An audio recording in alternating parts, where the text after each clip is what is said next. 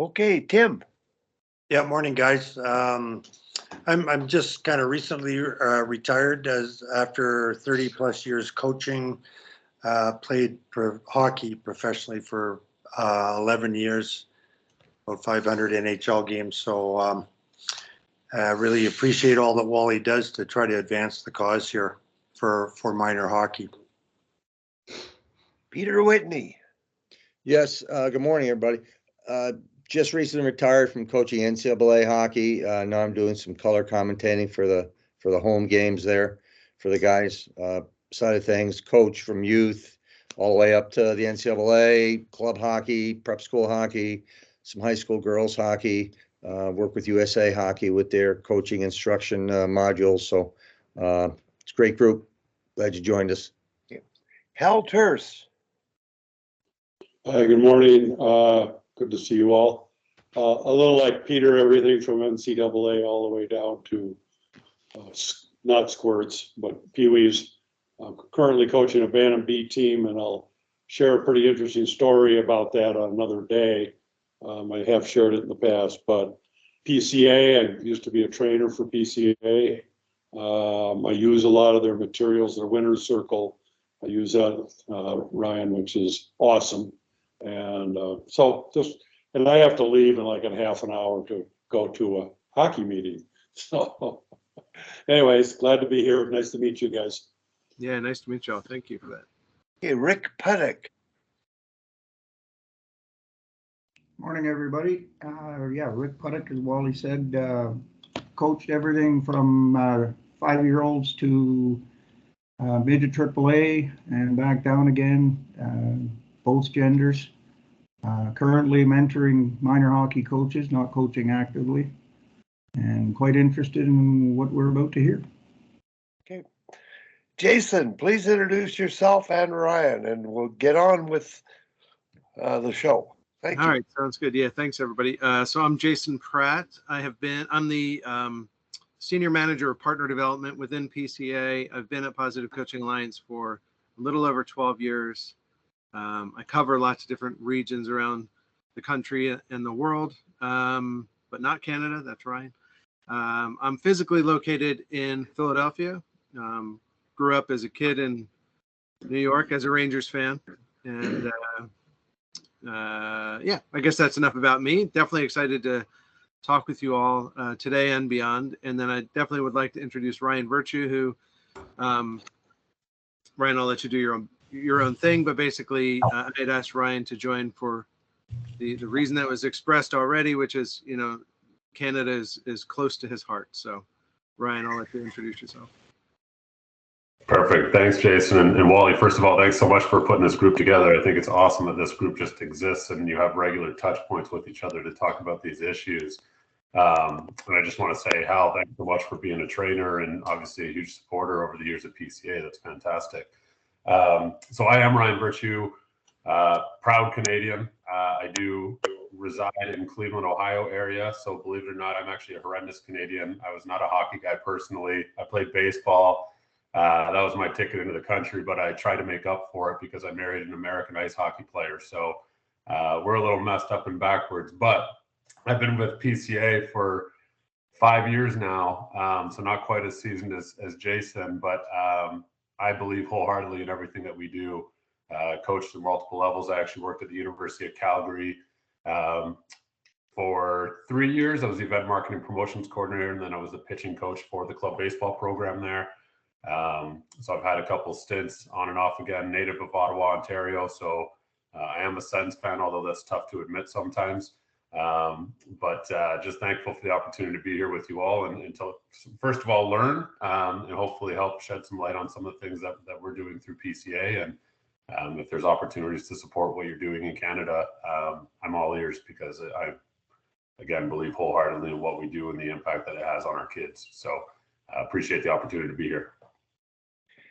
The last person, Tom Malloy, I would like to introduce him to a little bit because Tom is is my age, which is like 75 and over.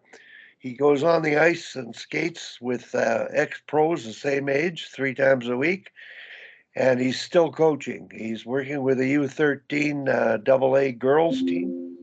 He's taught high school, coached all sport, junior high school, coached all sports there. But his primary experience is hockey, having worked in Europe, Austria, Finland, with Russian coaches, and a wealth of knowledge in terms of educational sports. He's a teacher like myself and Barry, a former teacher.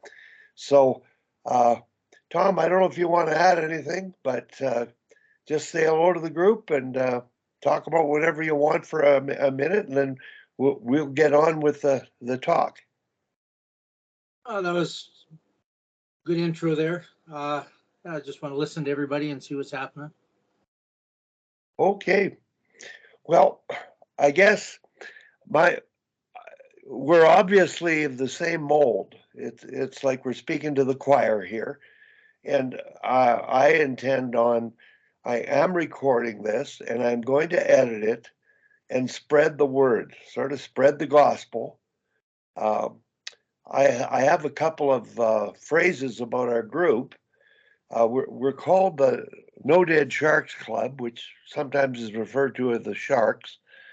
And Tim, I wonder if you could just explain how that name came about in terms of the coffee meeting, and then you providing the title and where the background. Go ahead. Speaker Tim. Your speaker. Yeah, really quickly. Sorry, Jason might be familiar, not as likely Ryan, but when we started meeting as a group and always trying to get better and move ahead as coaches, it occurred to me like a scene in the old Woody Allen movie, Annie Hall, where they're sitting on the plane side by side, and he's explaining to her about their relationship issues and how sharks in the water always have to keep moving forward in order to stay alive. To get the air through their gills. And he says, I think what we have on our hands is a dead shark. So we're trying to avoid dying, and we're always trying to move forward and need to move forward. So we're sharks. So really quickly, if you haven't seen it, Ryan, you need to check it out. It's a great movie. Anyway, go ahead, Jason, or yeah, Wally. Jason, please. Yeah, I mean, I think that it's fantastic. I love the symbolism behind that. I was talking with Michael Benelli some time ago, and he was describing your efforts here every Thursday, and I said it sounds like a hockey Algonquin roundtable or something like that. He said essentially. So we're really excited to chat with you, and like Ryan said, learn from some of the things that you're talking about, and if there's anything that we can offer up, happy to help in any way that we can too. My underlying wish from this is that the PCA model becomes a mandatory part of governing bodies' education programs. So I think what I'd like to find out is what we've gone through this and talked many times, Ryan, about the need for ethical coaching modules. The technical modules are fine, but there is absolutely no education except at the higher levels of how to deal with issues. So I'm curious about, at any age level of playing and coaching, what are the resources and the programs that you offer? And I would, Jason, to consider the market that you guys have, I believe, is a group that are like-minded, that want to buy in, and they join you. We're trying to influence Hockey Canada in particular, and Barry is a big advocate of improving the culture of our sport in this country. And as you know, Brian, it's in a bad shape, and I think it's caused because of the lack of education, ethical coach education from the lowest level up. So can Jason and you both talk about the resources, how you've made use of them, and the things that seem to be working that have the biggest effect. Go ahead, Jason, and then Ryan, chime in whenever you want. Yeah, thank you for that. I think, one of the keys to, we talk in terms of partnerships, and we really are looking to kind of shake hands with organizations around the world in a way that does provide resources that can be absorbed and taken advantage of. I would say the cornerstone of the work that we tend to do is through these workshops. We have online self-paced workshops. I think the real bread and butter are the live workshops that we offer, where we dig in we have 7 different coach workshops that an organization could pick from. We have 5 different athlete workshops to pick from. We have parent workshops. We have board of directors workshop and organizational leadership. And there's a ton of ways that through these live, interactive, conversational workshops that we can provide some pretty important support, while also our own trainers taking the opportunity to learn best practices of what the various organizations are doing out there. Schools, youth sport organizations, they're all doing some things in fairly unique ways. And so us being in a position to meet with so many of them means we're in a great position to learn best practices and also learn what have they tried that hasn't worked and why, because there's a lot we can learn from those things as well. So those workshops, I think, are a cornerstone component of the resource sharing. But then there's thousands of additional resources available through PCA beyond that as well. Again, resources for each one of those groups, the coaches, the parents, athletes, et cetera, that might just fill a hole as necessary in a moment. There might be an organization that had maybe a coach came to the organizational leadership and said, I'm struggling with this in this area. And that organization didn't already have a resource in that area. Well, we've got, there's a pretty good chance we've over 20 some years of doing this that, we may have a resource in that area. And if we don't, we've got a great network of people that can go dig and see what we can find you in terms of support. The ultimate goal is to act as a youth and high school and really college sports consultant to have in your back pocket. So that's my 30 seconds on it. But Ryan, I'll certainly encourage you to chime in as well. Yeah, thanks, Jason, and great overview. And Wally, I love the way you position this question using specifically the phrase culture, because that's ultimately what we're here to shape. And I know we're talking to a bunch of coaches right here, but coaches are only one aspect of who creates the culture, right? And I would say a lot of the challenges that we honestly face in the sports industry is a lack of true leadership, right? Where we have, basically a culture is purely determined by the lowest level of behavior that's permitted to occur. And there's just a lot of permitting in today's society because somebody doesn't want to speak up or feel like they're speaking out of turn. And so we're not doing a great job at holding coaches and families accountable to their own behaviors. And obviously that has a negative impact on the kids' experience and everything that we've seen, happening through Hockey Canada and everything else right now. And so the best way for me to describe culture is really like a 4-legged stool, because there's 4 primary constituent groups, that create our culture. And Tim, I see your hand, so I'll jump to you here in a second. But those 4 primary cultural groups constituents, are leadership. So how do we make sure leadership understands and knows their own organizational mission, has everybody on the same page so we can really help effectively lead others? Second leg of the stool is coaches, right? And we train coaches, as you may all know, as double goal coaches, which is goal 1 and the scoreboard's on. We want to strive to win, right? But the second more important goal is we need to teach life lessons. And that's ultimately kind of where we try to amplify our work is on that life lessons and capitalizing on those opportunities. The third leg of the stool is parents. So we do a ton of proactive parental education that's really centered around that life skills side of things. The on-ice product is a responsibility of the coaches and the players, right? Parents need to know and understand what their unique role in this environment, and they should have a partnership with the coach focused on those life lessons aspects. We have a lot of division right now where coaches will say, hey, stay out of it. I don't want to talk to you about your kid. Don't talk to me about playing time. Don't talk to me about any of this. And it creates a barrier for parents who ultimately have the best interest in their kid at mind and at heart, even if their actions don't necessarily align with what they're trying to do. So we need to help them, right? And then the fourth leg of the stool is obviously the kids themselves. So we do a lot of basically entry-level sports psychology work with athletes to help them wrap their mind around how do I make myself better, make my teammates better, and honor and respect the game, which is where we talk about developing a high level of respect for rules and officials and opponents and teammates. So we take that holistic approach and try to figure out, hey, where are the biggest gaps organization to organization? And we try to take both a top-down and a bottom-up approach. So we want to work with the national governing bodies and bring training and set expectations and build this into the curriculum and requirements of coach education. But at the end of the day, the culture work really happens from the individual organization level up, right? The ones that can train and have access to all their parents, that can set the expectations for coaches and hold them accountable, can bring this education to the kids directly.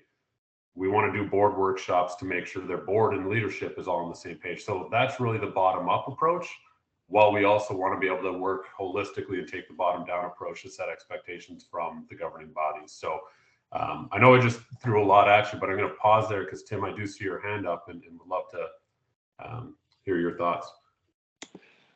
Whoop.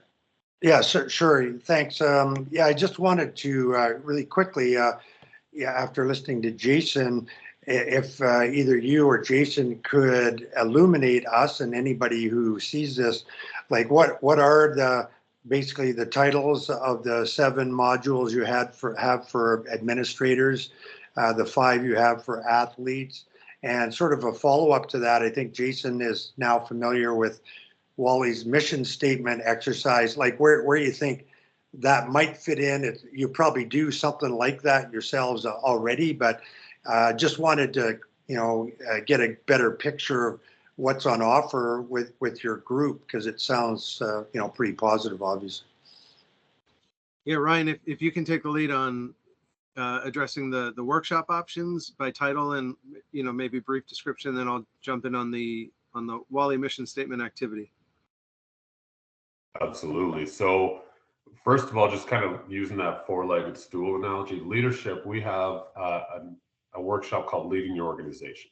So really what we try to do is help leadership take a step back from the day-to-day grind. Obviously, a lot of leaders are volunteers, or the pay is as a part-time pay. You still got another job to do, right? And so it's really easy to get caught up in what's next, and not really reflect and look at big picture. So we want to try to create an environment through that workshop where everybody that's in the room, any board member, has the opportunity to share their opinion of what their vision is for that program.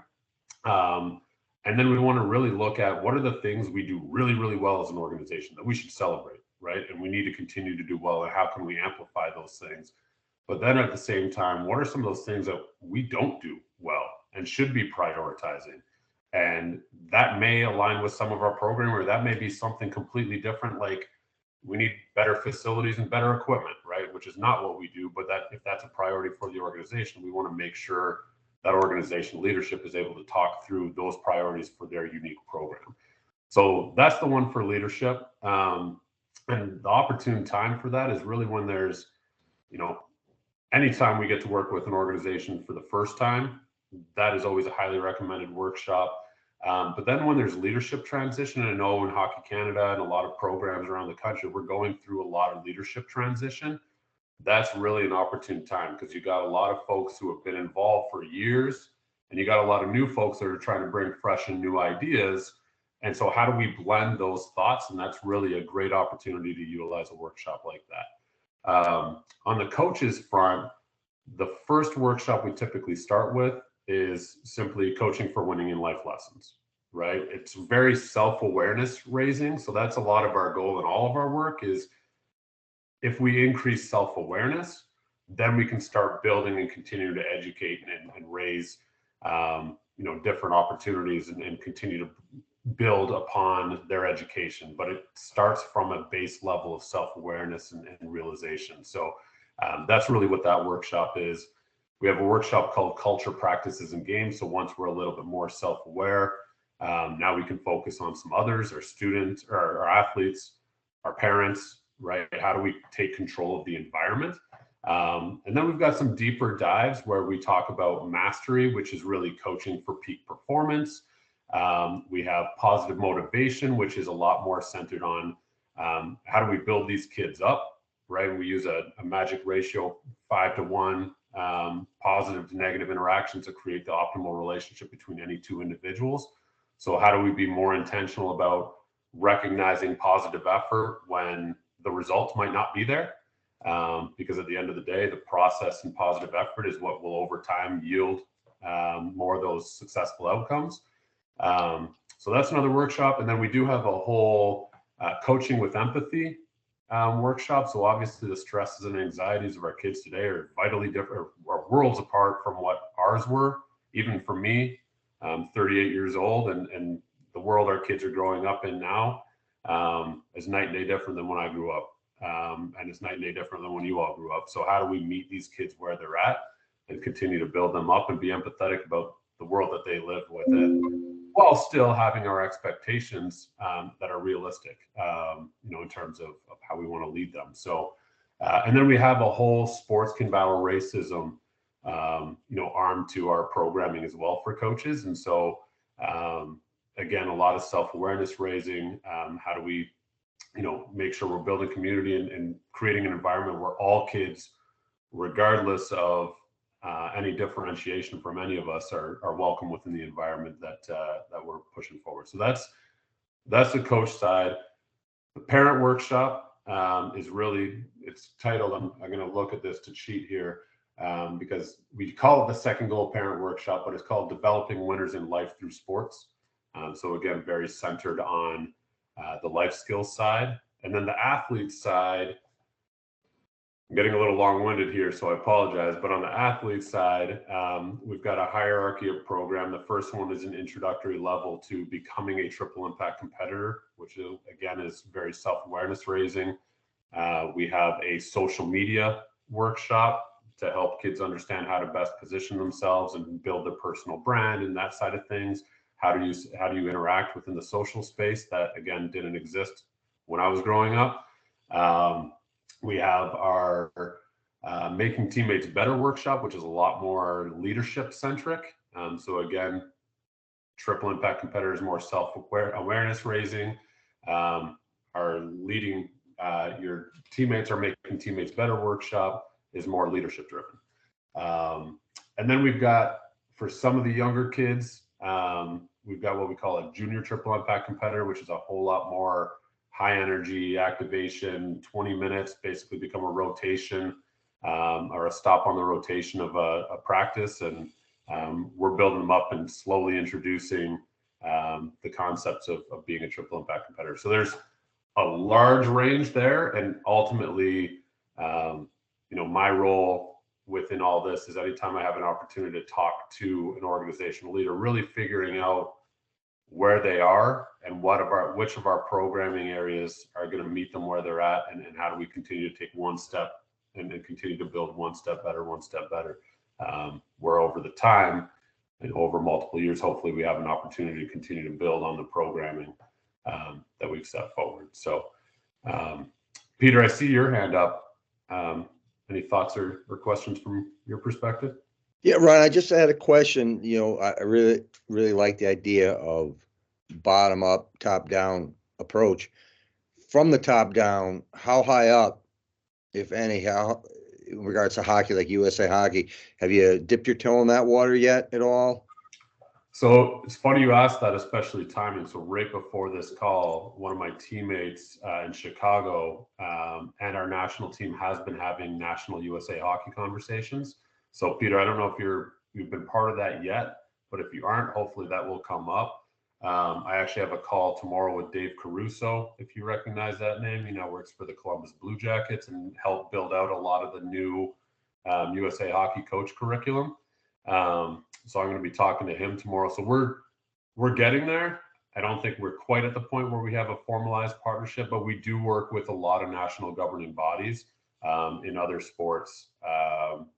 throughout the country. So we work with, Jason helped me out with some of the ones specifically. I know we've worked with USA Lacrosse. We've worked with U.S. USA soccer, U.S. Yeah. Yeah, USA almost football. every major sport. Pop Warner and Little League, and Because I think that's great. Because I think one of the challenges that we face, with your town organizations, state organizations, is like anything else, right? You're always looking to see what the top is doing, right? When the top is actually recommending this, then it's so much easier to reference that and, in a sense, sell the idea, at least, to the organization. So that's great.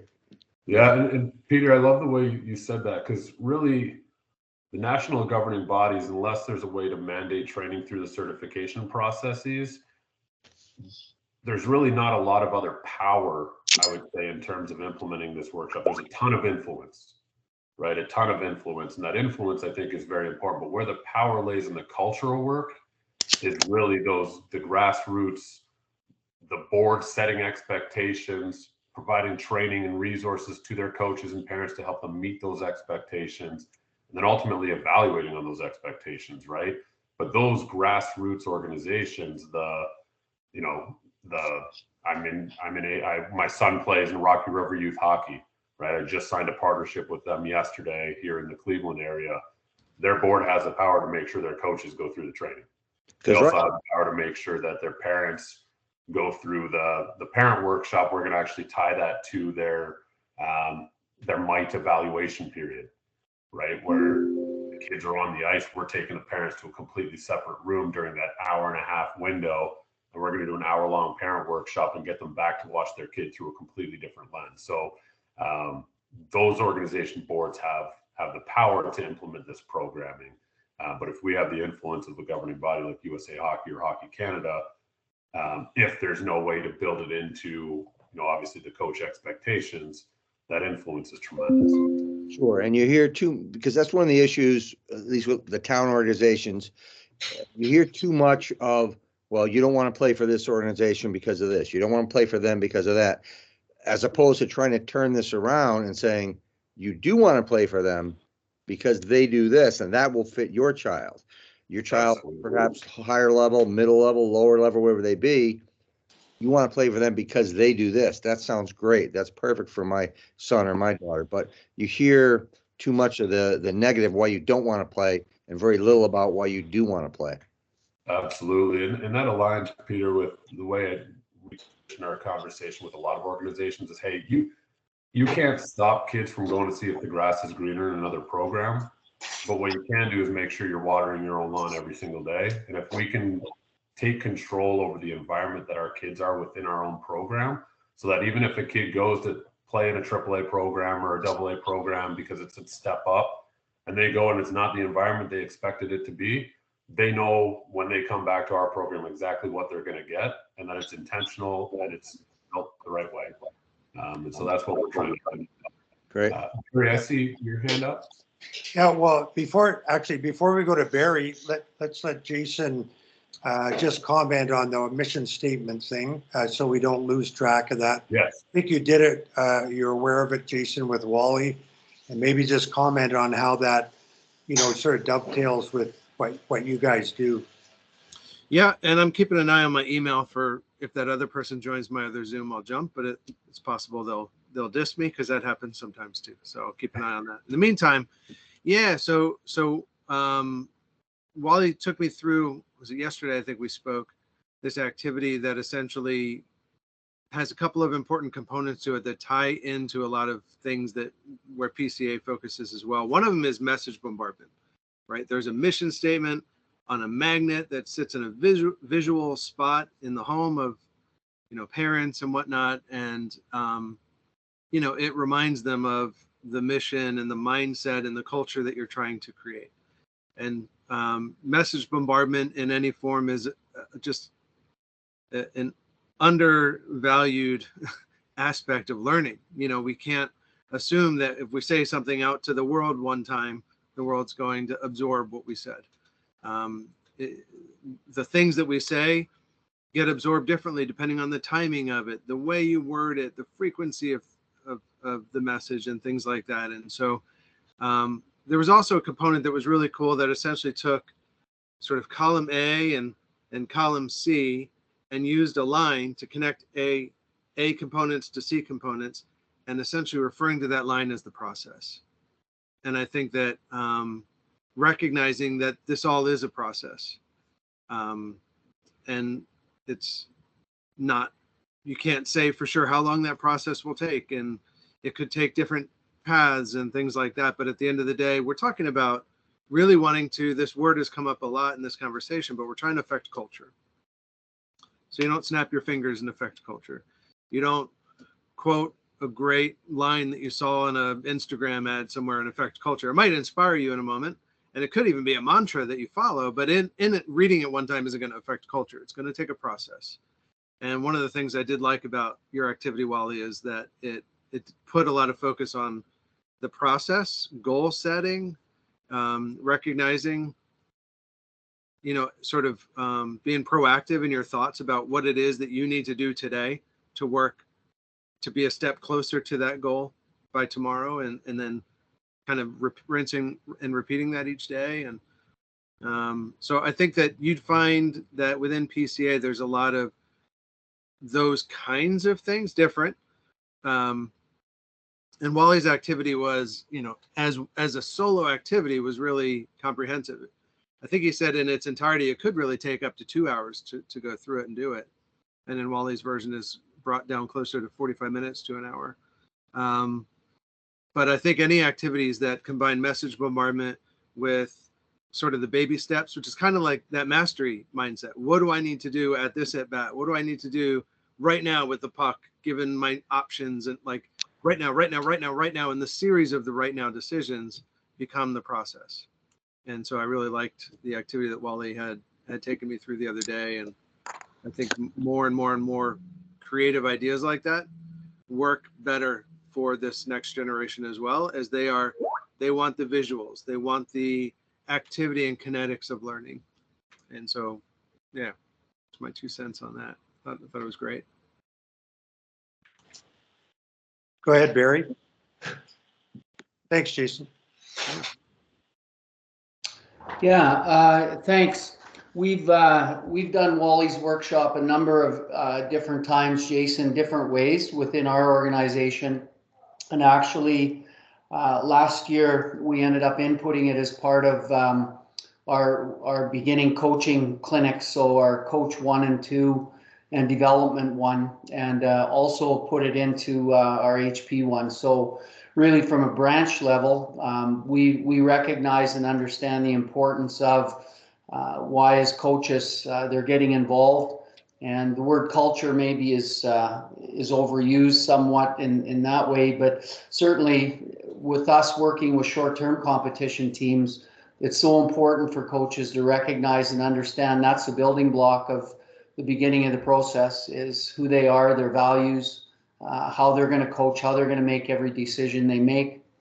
I'm really intrigued by the workshops, Ryan, that you ended up talking about. And I guess I'm asking maybe from a branch level involvement, like how and time and cost and things like that. If you could maybe lay that out a little bit for me. So and going back to my bosses, I can give them an idea of what's going on and what we might be able to do and use through your organization.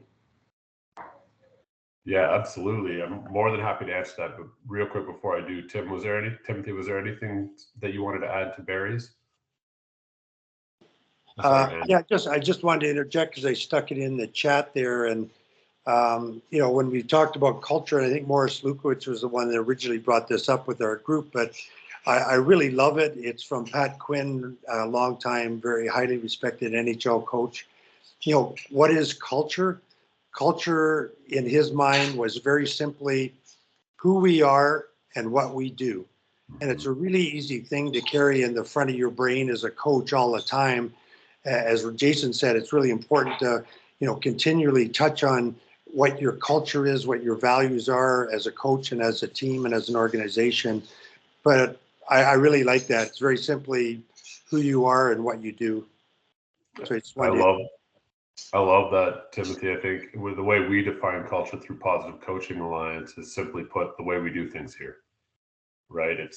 That's it. The way we act, the way we follow up, the way we communicate, the way we do anything here is really what our culture is and what our focus is. And that, unfortunately, is if we aren't intentional about that, it happens. But it's oftentimes when it just happens, it's oftentimes not what we want it to be. And so we don't have control of the way we do things here. And that's where we're really trying to build in. Wally, do you have something to add? Because I want to make sure I didn't, before you went to Barry's question, I wanted Kim to introduce herself. She's a former national team player, and she's running the largest female hockey program as a coach, director, mentor in Toronto. And then you can proceed with Barry's question, but I'd sure like Kim to introduce herself. She's one of the more cerebral members of our group. So go ahead, Kim. Kim, your mic's off. Yeah, there we go. Yeah, see, cerebral, but can't turn the mic on. Hi, everyone. Sorry I'm late. Was busy running hockey things. Tryouts are just coming around the corner, so everyone's crazy. So that's fun. I'm Kim. I'm in Toronto. As Wally said, I played pretty high level. I coached the last 15 years, mostly midget and junior, and now my daughter at U9B, which has been an awesome adventure. I'm the director of coach and player development at Leaside, which is the biggest girls hockey association. And I also run Total Female Hockey, so tons of skills and information tailored specifically to coaches and players in the female game. So don't ask me any questions about guys hockey, but everything else I'm pretty good on. I love that. Kim, thanks so much for being here. And my wife is a hockey player, so I love what you're doing. And if you get a chance to say hi to Haley Wickenheiser or Danielle, go ahead for me. If you ever see them in the Toronto area, please do. I got to work with them at the University of Calgary. So just incredible women in the game. Wally, if it's okay, I definitely want to make sure to hit on Barry's question, unless there's... Oh, please. Yeah, I wanted Kim to get her introduction in. She's Barry's question by all means. Fantastic. And Kim, real quick, I would love to connect with you individually offline too, because we do have a whole gender equity initiative that we're building with Positive Coaching Alliance. So there may be some great tools and resources within that that might be of value to you as well. So we'll definitely circle back on that. But Barry, to answer your question about really the how and when and all that type of thing, a lot of times we try to meet programs where they're at, right? So if there's any existing coach gatherings, if there's preseason coaches meetings, that's usually the best opportunity for us to implement our programming. So all of our workshops are built to be typically 90 minutes to 2 hours in duration. Again, like Jason said, they're dialogue based. They're more conversation based. We don't want to just throw information at people and present at coaches. We want to generate their thoughts and help direct them in a more meaningful manner. So anytime there's an existing gathering of coaching where we can add significant value, we want to try to do that. Obviously, a lot of our partners will build specific opportunities for us to come in. And when I say come in, we have the ability to do the workshops that Jason mentioned in person, where we actually send the trainer physically to your location, or virtually via Zoom. So we do have the ability, which is particularly nice if your coaching circle is geographically spread out and an in-person meeting is really difficult. That virtual option is a great additional option. Similarly with the parent piece, anytime there's pre-existing parent gatherings, whether again it's a preseason parent meeting, whether it's there's tryouts for different organizations, and we can take it's funny the way parents think. They think if they go to something that it might increase the chance of their kids actually making the team.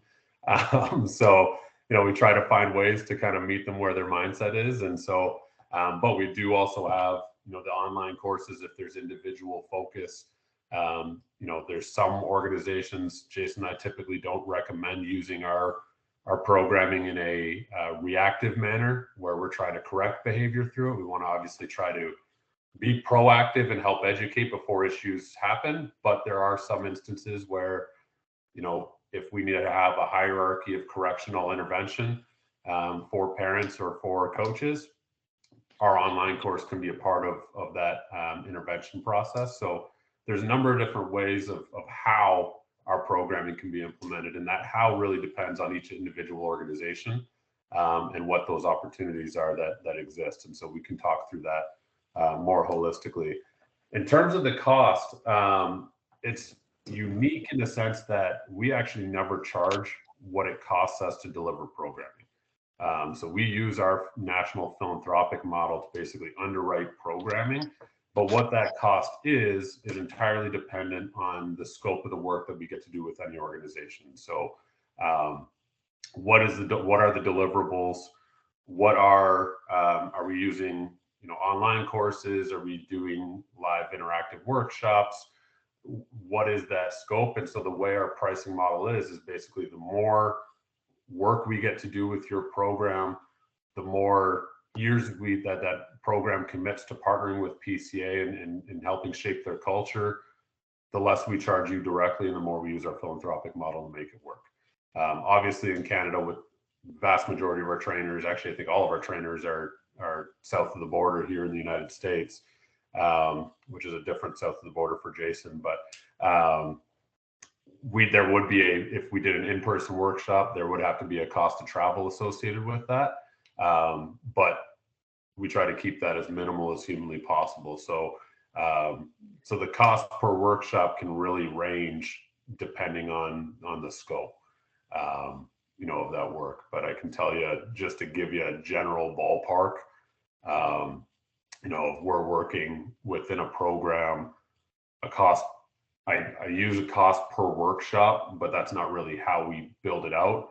But a general guideline, a cost per workshop can range really anywhere from about $1,000 US to $1,800 US if it's a one and done, check the box, say we did it type workshop, which we try to completely avoid because we want to commit to culture. But hopefully that gives you kind of a general range, and it can really range anywhere in between, whether we're doing online courses versus live interactive workshops, what the scope is. But hopefully that helps give a general ballpark to kind of wrap your mind around.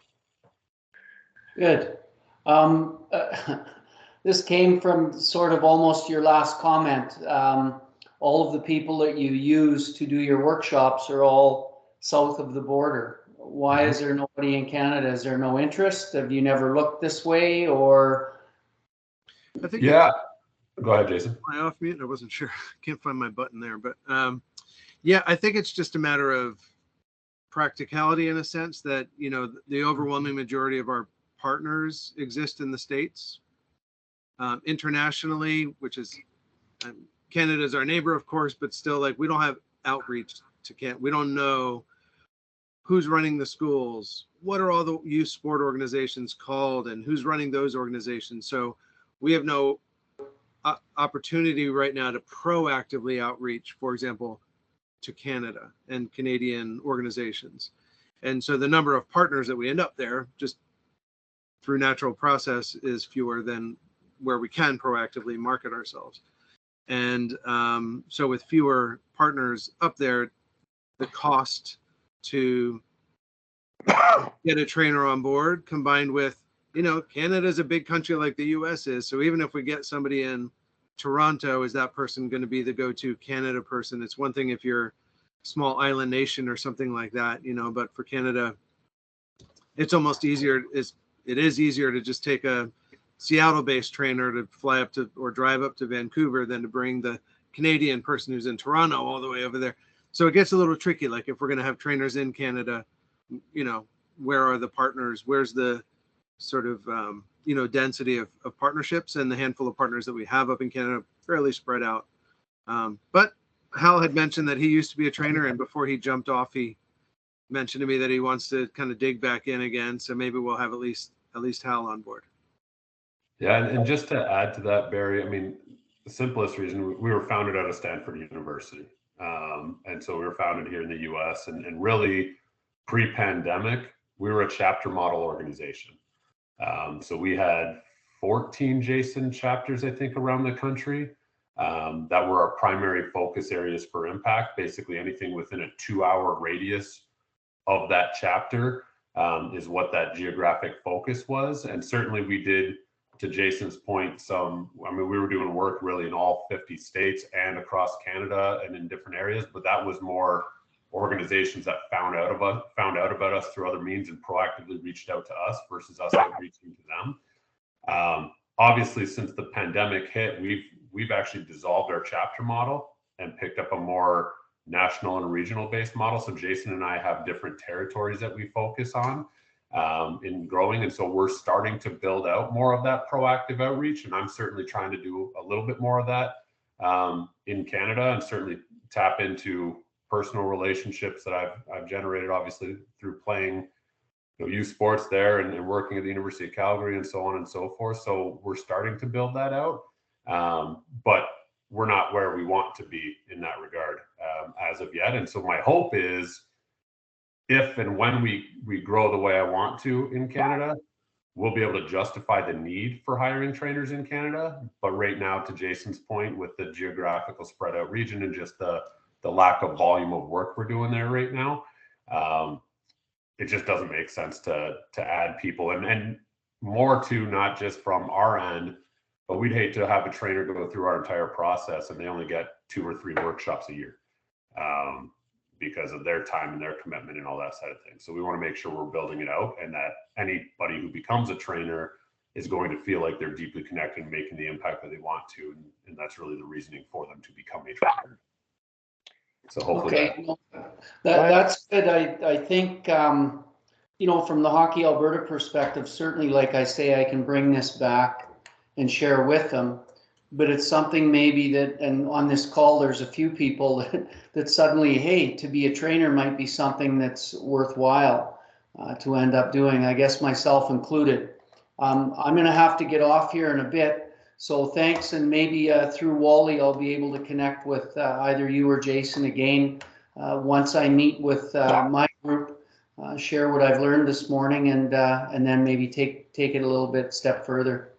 That sounds great, Barry. I'd love to connect with the individual offline for sure. So I'll make sure that I get your contact information from Wally. Okay. Thanks, Ryan. Thanks so much, Barry. I want to connect what you've been talking about related to what Ryan's been talking about. Ryan, I think, as you would know, Barry, Hockey Alberta has trained course conductors. I'm not sure those course conductors could do ethical coaching modules. They're familiar with technical modules.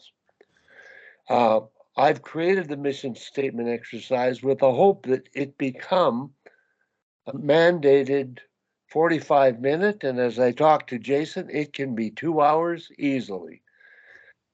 It's an exercise to create the culture and understanding of the group, but we've not been able to educate our course conductors on that. We've been spinning our wheels since 1990 when this exercise was created.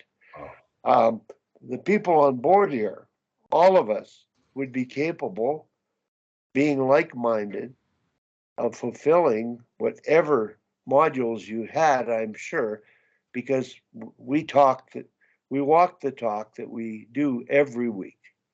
And that's why we exist, for the good of the game. That's why you exist. It's in turmoil. And I just wanted to mention that because politically, I've been trying since probably the year 2000 to convince our national governing body, which I worked for, to implement that particular model, which was created by them but failed to be implemented.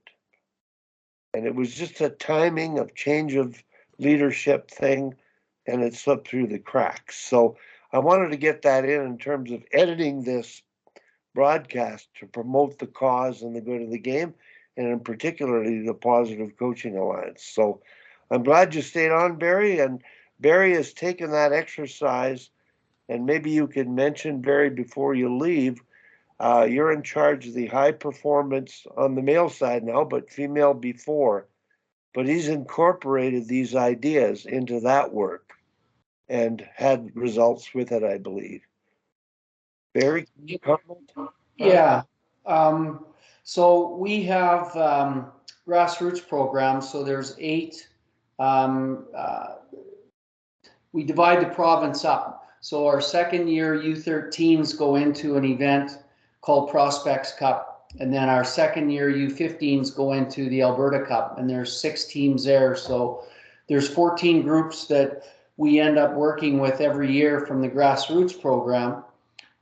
So that part of it, and actually it's funny, I was working on it this morning, just changing a few things to simplify it, but all on mission statement, vision, values, and making decisions, because they're all in the planning process now. The selection camps happen in about 6 weeks, and then the competition's in about 2 months. So each team is now spending time as a staff to prepare for the selection camp. And then once that is over, they get a team training day, and then they go to an event. So really, there's not a lot of time to spend with the players. So everything that I give them has to sort of be really centralized and fairly simple to be able to use. So one of the things that I started 2 or 3 years ago, 2 years ago, was exactly that, was the mission, vision, values stuff. And just really making it where every staff had to end up doing it. That was their first project. And then they started to learn about each other as it went through a SWOT and a DISC analysis and things of that nature. But it really, I think, has made a difference. We have mentors for each one of the teams. So we have 14 mentors as well that I work with. And I communicate a lot with them. And one of the things that I'm finding is that exercise has really made a difference with the way that these staffs work within each other. And then obviously when they go to the event, the decisions that they end up making. And again, you know, the definition of what culture is, that's exactly what it is. Why are we playing every player in every role? Because that's what we're here to do, is develop all players. That would be an example of a value that they're using through the mission statement exercise. So that's where I see the value in everything that you brought out. And I do some work as well with some communities in that. And a big one there is the parent side of it, is we're really struggling. I'm coaching a U13 team this year, helping out. And we thought we had a great year going, and suddenly we get a couple parents that are trying to be renegades and doing things and trying to get other people involved. And it's one of those things that we're all facing. So I guess long and short of it, Wally, thanks, I guess, for letting me explain sort of what I do and where I'm at. Our Team Alberta program, we're going to PEI next week for Canada Winter Games. And we've been through that whole process as a staff early on, and we've done it now with the players on a couple Zoom calls.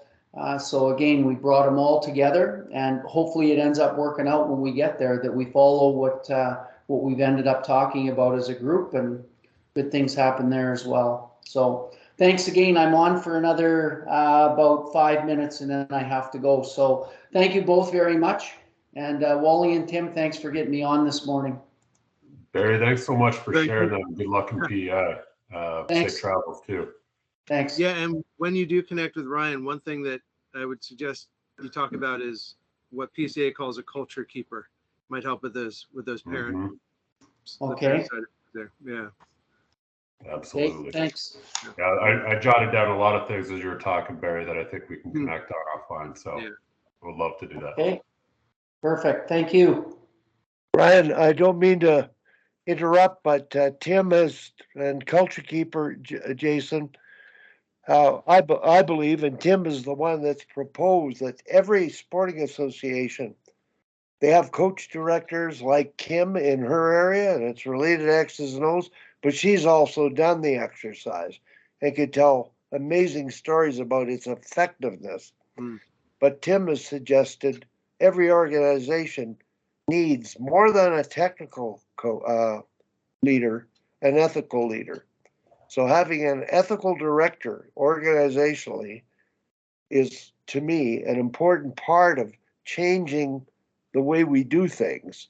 And it starts with coach education and that mission statement exercise that creates an understanding of what are we here for, what are we doing. So I just want to throw that in. We've talked about that, Jason. I believe the culture keeper, in my mind, when you said that, bang, I thought of it immediately. Organizations just trip, stumble, backtrack. They all start with great intentions. They love their kids. They want the best for their kids. But the score clock takes over, the outcomes take over. They lose sight of what they're there for and the process it takes to win. And one of the reactions to PCA, not by me, oh, it's just play for fun. Well, it's play to win, but play for have more enjoyment doing it. I mean, you win championships that way. Yeah.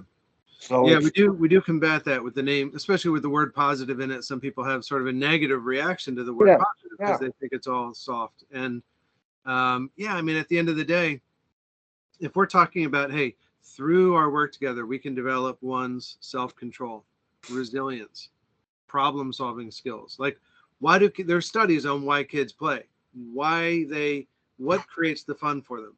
It's the act of competing. It's the solving problems within this game. Hockey, people are moving all over the place all the time, which means the solution to the problem, if I get the puck 1 second from now, is going to be different than the solution 5 seconds from now because everybody's moved. The whole situation has changed. My decisions will change, etc. But that constant like problem solving is what creates the fun for them. It also, though, is a big part of how they perform as hockey players or basketball or soccer players or whatever the sport would be. Getting kids to play without the fear or compete without the fear of making mistakes.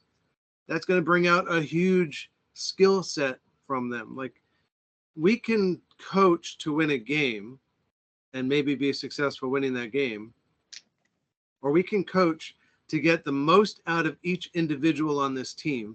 Go challenge that glass ceiling and kick it down and find the next marker and ask that marker some questions and do that every day that we show up together.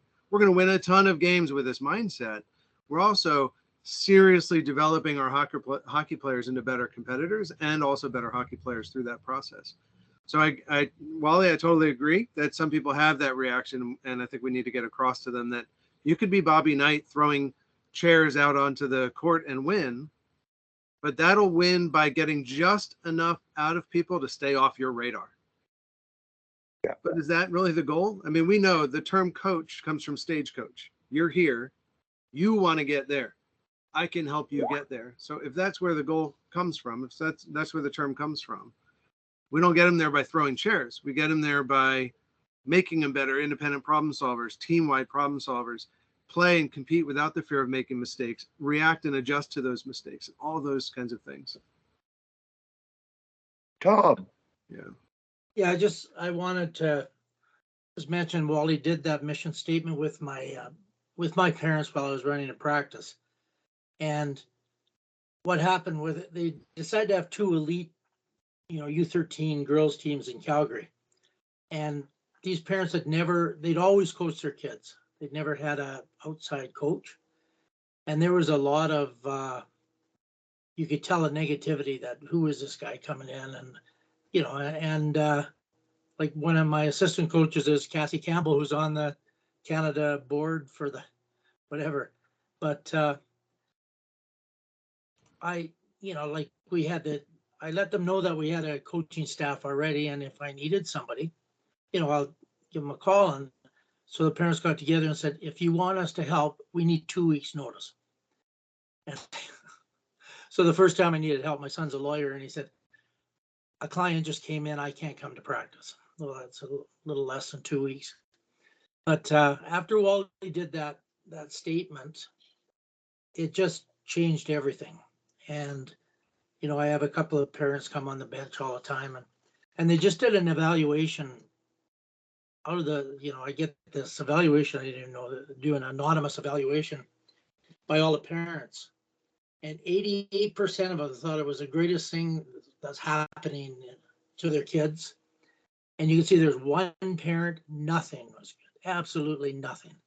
Terrible experience for me, for my child, and I'm sure. So there's one guy stepped on the ice at the end of one of our practices and had his kids start doing skating lines. So I think he wants a lot of the bag skating that I don't do very much of whatsoever. But you know that now I go out in the hallway and stuff, and the parents all talk to me and all this. And before that, they just give me the old, I'd walk by, they'd turn their backs, so it's made a huge difference. And they just asked me, they're going to go in a provincial league next year because we play against boys, and going to have a provincial league playing against girls around the province. And they're going to add another provincial team to the U15. And so anyways, they just asked me if I'd coach that team. And I said I would, but and they made the fridge magnets, with the mission statement on it. So it's a really effective thing. So I thought I should add that to the conversation. Yeah, thank you. Thank you for that. Michael, I saw you pop your hand up for a second. Was that on purpose or was that in an attempt to mute? Yeah, I was just trying to unmute, but no, thanks guys for being on. Sorry I was a little late, but got to listen to it mostly in the car. Oh, wow, cool. Michael, thank you for making the connection and having these people on. I'm listening to everything, and it's everything we've talked about, but you've put it together. And we'd like to see how to make a bigger difference and have a bigger influence. Well, like what often happens on these calls, right, is this is the wrong audience to hear from PCA. I mean, it's that's how I've obviously the synergies there, and I think to one comment that everybody's making too, which is ironic, that like the kids that benefit the most from this type of coaching all of a sudden are the ones that think that now they're too good for the program they're in and they want to leave and go somewhere else. And then that's sucked out of them. Like the reason they are able to develop, the reason they're able to have freedom, the reason they're able to have creativity is because of the way you're coaching them in this other, mentality.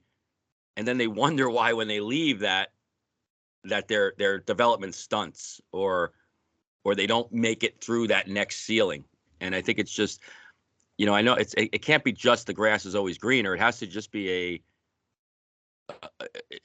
I think, we brought it up last week on the call and Wally brought it up. It's just the human condition, right? It's now my kid is better than the situation they were in. I really didn't even know why they got better. They don't, the parents don't see the reason why that happened. And then they just move on. And then they wonder why that growth has stopped. For many kids, not all, obviously other kids just progress because they're going to progress. But I just thought this would be a good, talk about this type of stuff all the time. I know I've been back and forth with Jason quite a bit.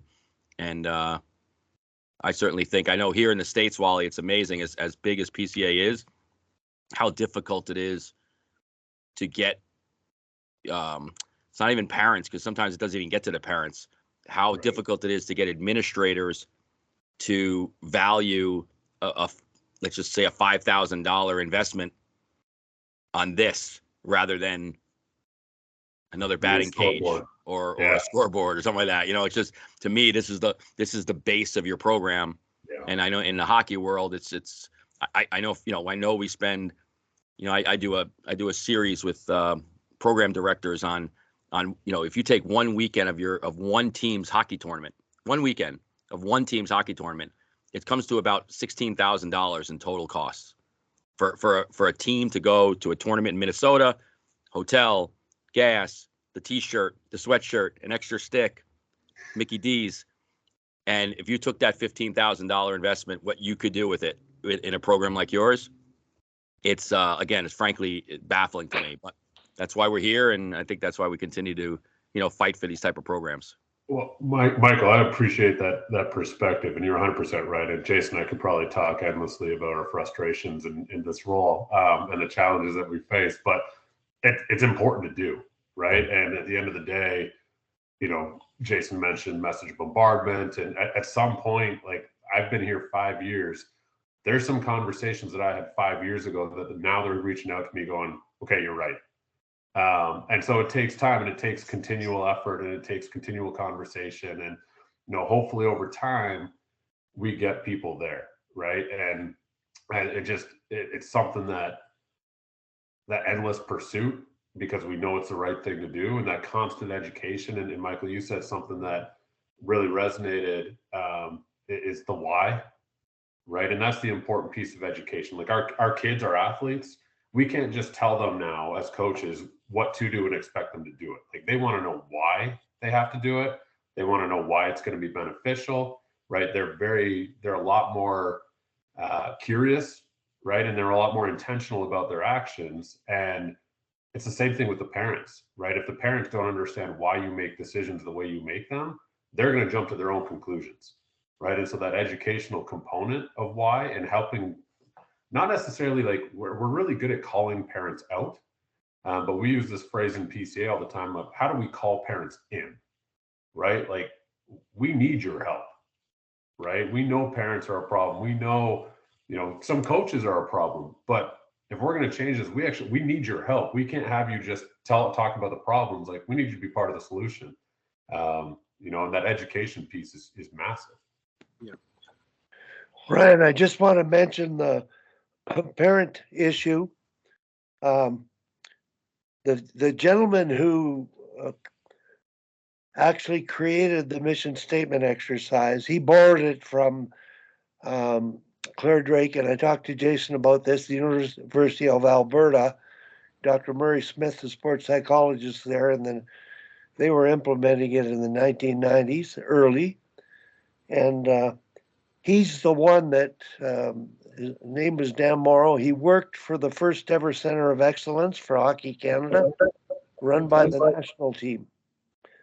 So that exercise, and he was on staff and stayed on staff for the Center of Excellences. There was one, which was Hockey Canada, the national team. Then there was the Canadian Amateur Hockey Association. Eventually, there's 5 Center of Excellence. Hockey Canada moved over to take over the CHA, but the national team left. And the people that you would know the names, Claire Drake, George Kingston, Dave King in Canada, that were the pioneers of ethical coaching and technical coaching, they left. So it slipped through the cracks. Dan mentioned to me the thing he would do differently, because he was coaching a Pee Wee team with Dr. Bob Korn at the U of C at the time, whose son was on the team, and they were having issues. And they did the exercise. It changed the culture, it improved the culture. And he said he's going to retire soon and get back into coaching. And the thing he would do differently is leave the players in the dressing room with the assistants and go out and talk to the parents. And it's the same thing as Tom. I could see their disgruntledness with him because they've been involved. They care about their kids. They're giving of their time and they get to spend time with their kids. All of a sudden they can't. But since we did that exercise, and I did it in a different way, it was just the parents. The coaches have to do it separately. And it's important when the parents do it, the coaches are held accountable. And if the parents become the creators of the statement amongst themselves and they listen to the parents who want the best for their kids initially. And I think it's it's something down the road, Jason, with a number of your people. I would love to do the exercise as an experiment.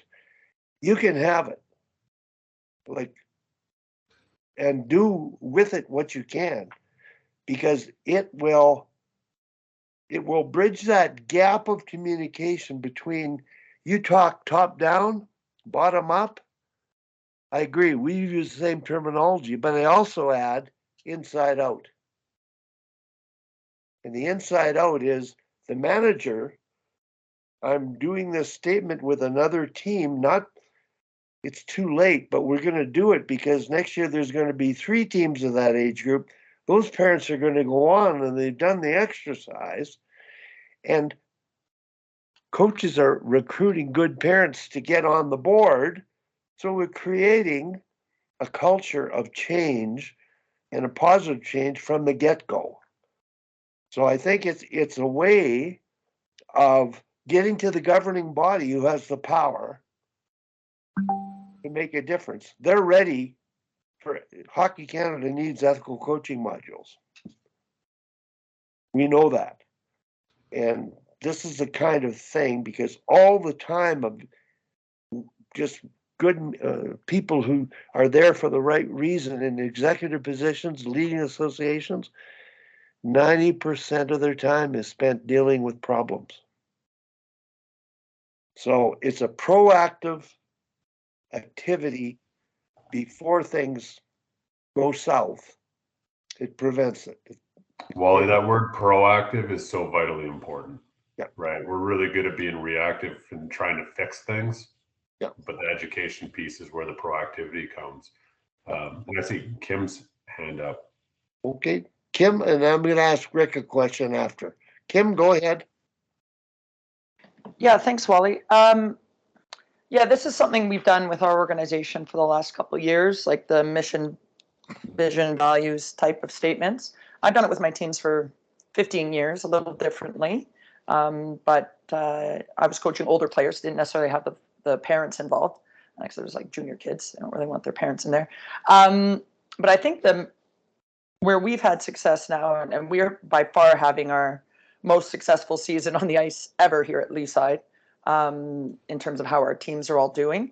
The art of it for us has been all the teams are doing those value statements, the mission statements. I'm providing technical and tactical, but what I'm really providing is the connectivity between the two, because we share a Wildcat way to play. And I think that's a little bit of the magic of it, is that all our teams place a certain way. We prioritize certain things like possession or having poise or playing physically.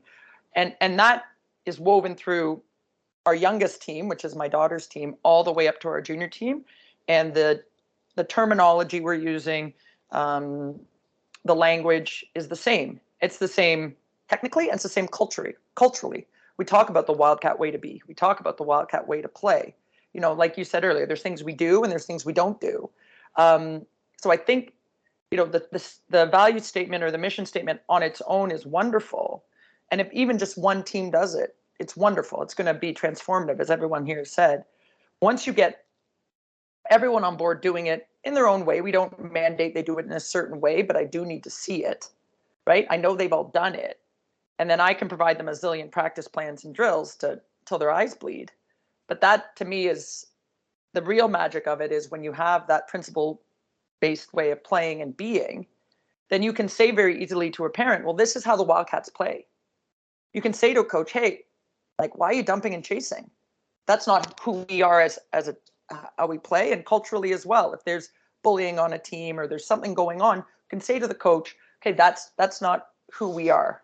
You can say to a parent, that's not who we are. So, you know, the reason I did it that way is because there's 31 competitive teams here and another 40 house league teams. I can't be everywhere all at once, and I can't go and do the mission statement with everybody, right? But if you establish these types of things on a really large level, and again, that might just be because I love doing it and getting everyone to sing the same song, but that's really been the magic. I think the mission statement and just a bunch of drills to do is great, but it's that connectivity of that principle way of playing and being that's really worked well for us.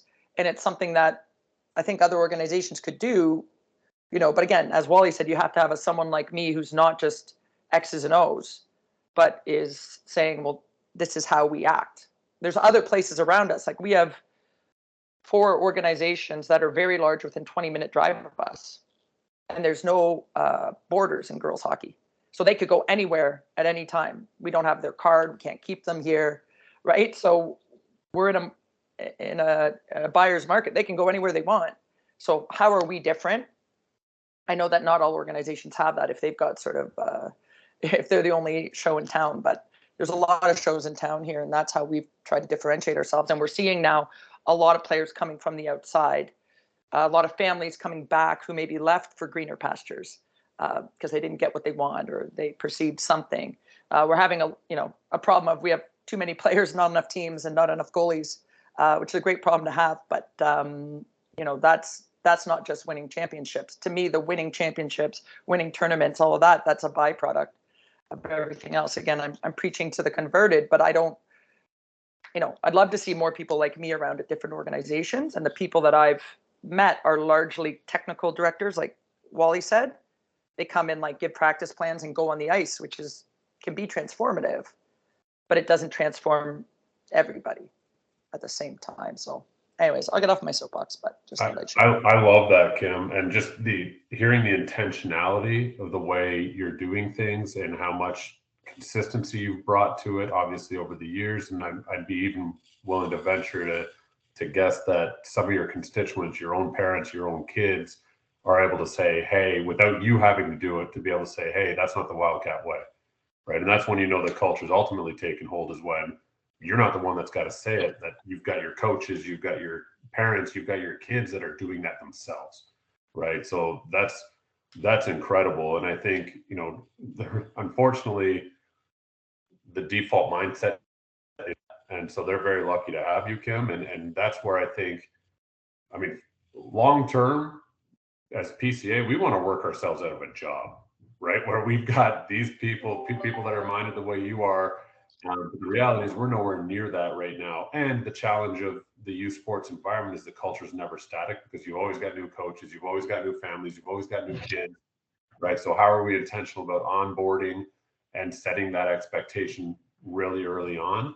But that's where I think PCA plays a vital role, and a huge part of why Jason and I continue to support this organization is when those people don't exist, how do we be a catalyst to create that mindset? And hopefully there's a point, and that's where the culture keeper comes in. That's where all these other pieces come in, where we can help set things up that that type of environment takes hold naturally, where over time, eventually, hopefully, we're not even needed in that organization outside of maybe being part of the onboarding process for new programs. But unfortunately, we've seen time and time again, we're nowhere near that point. So, so if we can help, certainly with any of the programs, we'd love to be able to have those conversations.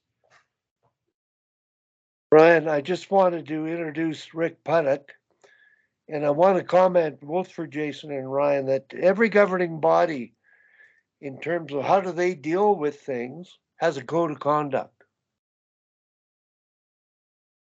And Rick is a code of conduct guy, and he delivers it with his parent group and his players, and he walks the talk. He holds them accountable. One team at one time with that association. And he is a leader that can do that. And in one of our sessions talking about his code of conduct, he's going to add something to it. Cage fighting in dressing rooms with kids. And Hal Turse is dealing with that issue, and probably why he left this call with his team. And there's lawyers involved. So we're talking an ethical coach and behaviors that are occurring. When we talk about the World Junior players and what went on to cause the turmoil in the organization, it's because they haven't done this type of stuff from the get-go, from the time they laced their skates on and grew up coaching their kids, going from level to level. So the code of conduct works, but it's just it's reactive, plugging a hole. If this happens, well, I had the rule laid out. Not why. Why do we need a rule? Well, if you know your why, the rule's gonna, work. Rick, can you talk a bit about that? Because I know you and I just feel the mission statement complements what you do, and you maybe don't need the mission statement exercise, but average coaches do. they need ethical guidance. Rick? Well, to start, Wally, I agree with you. I think that the mission statement and the code of conduct are complementary. I believe that one without the other is probably not as effective as the two together. I will contradict you on the idea that you just mentioned, that the code of conduct is reactionary. In my case in particular, it was developed to be proactive, to lay out all of the pitfalls as much as you could before you even hit the ice. Let the players and the parents know what they're in for, what the season, how it's going to play out, why we're doing things in a certain fashion, and it's all by design. It's not just happenstance, something I thought of on the drive over to the rink for practice or game. It laid out how we were going to conduct our business, which is the terminology I used for years. It's the way we do our business. It's who we are. Goes back to the culture thing. But it also, in my opinion, it stifled a lot of the issues that other teams have. And I'm mentoring coaches this year, and virtually all of them are dealing with these, largely, in my opinion, because I didn't get to them early enough to help them set the season up in that fashion. So now they're proactively putting out fires that they didn't know would happen, or didn't counsel their parent group or their player group. These are things we need to avoid because they will create issues that are going to undo what we're trying to do here. So I consider it to be extremely proactive, because what could happen is laid out, what the consequences will be is laid out. And then the key part is, as Wally said, you have to walk the talk. You have to, if there's discipline required, you have to execute on it. And that sets the lesson for everybody else. It's part and parcel, or observing, that we just don't do these things. All of that has built a culture, if you will, to use the term, where we win more often than we lose. It's not manufactured wins, it's a result of the process. And again, that's a term that gets overused sometimes in our environment, but in my case, I believe that is what happens. You overcome things in a game situation, you overcome things in a tournament situation, because you're prepared for them, because you have a way of dealing with them, because the players know what the options are, and you trust them to make good decisions. An example of that is, again, I get my share of criticism the same as every other coach, but I get a player who makes a mistake in a critical part of the game. I hear about it fairly shortly after I leave the ice or the bench. Sometimes not even out of the hallway, although I try to prevent that. But then a few games later, you put that player right back in the same situation, and he performs better than he did the time before. And yet you still get the criticism. Why would you put him in there again? You know what he's going to do. No, I don't. We've worked at it, him and I, our group. Now I want to see if he's learned the lesson. How else do you do that? But that's the kind of observer that you get on the other side that can't see the forest for the trees. So, as far as the code of conduct, to answer Wally's question, I feel it's very constructive, and it is proactive, and it does allow you how to react in a fashion that you'd already dictated, or probably shouldn't use that term nowadays, but you've laid out how things are going to be dealt with if they should arise. Yeah. Hopefully that makes sense to everybody. Very good, Rick. Yeah, I appreciate that. Michael? And then Cam. Yeah, no, I was just going to chime in because I didn't warn Jason, and certainly not Ryan, but this could go on for hours, guys. So just I just want to be respectful of your time and understand, because sometimes I've logged in, gone for a workout, and come back, and we're still having a great conversation. But I just wanted to give you guys the heads up, only because I don't want you to be, but again, the conversations are great. If you can stay on with us, awesome. But just be respectful of your time. Michael. Yeah, I appreciate that. I love that you meet weekly. I love that there's no. It's like, it's going to be an hour. It's like, it's going to go until we run out of steam today, and then we'll talk again next week. It's great. Ryan and I actually do have a meeting we're both scheduled to be in about 2 minutes, I'm afraid. But I appreciate that, Michael. And Tim. Yeah, I'll just quickly interject, and I totally agree with Rick in that any code of conduct would really be hopefully a proactive exercise and document. I also totally agree that it does go exactly, and you guys all know this, hand in hand with the mission statement. You know, the mission statement is creating the culture, hopefully, of who we are and what we do. And then the code of conduct is kind of the follow-up accountability. Okay, this is who we are, this is what we do. If this happens, then here's the accountability, and this is what, you know, the possible consequences are. So I totally agree with Rick on that regard. And it sort of brought to mind, and it's simplistic, but years ago I saw a video on by the old Notre Dame football coach. I'm struggling to think of his name now, at the top of my head. But his code of conduct was Lou Holtz. His code of conduct was, and his set of rules was very simply, do what's right, avoid what's wrong, and never do anything to hurt the team. Now that is all encompassing. It's very simple.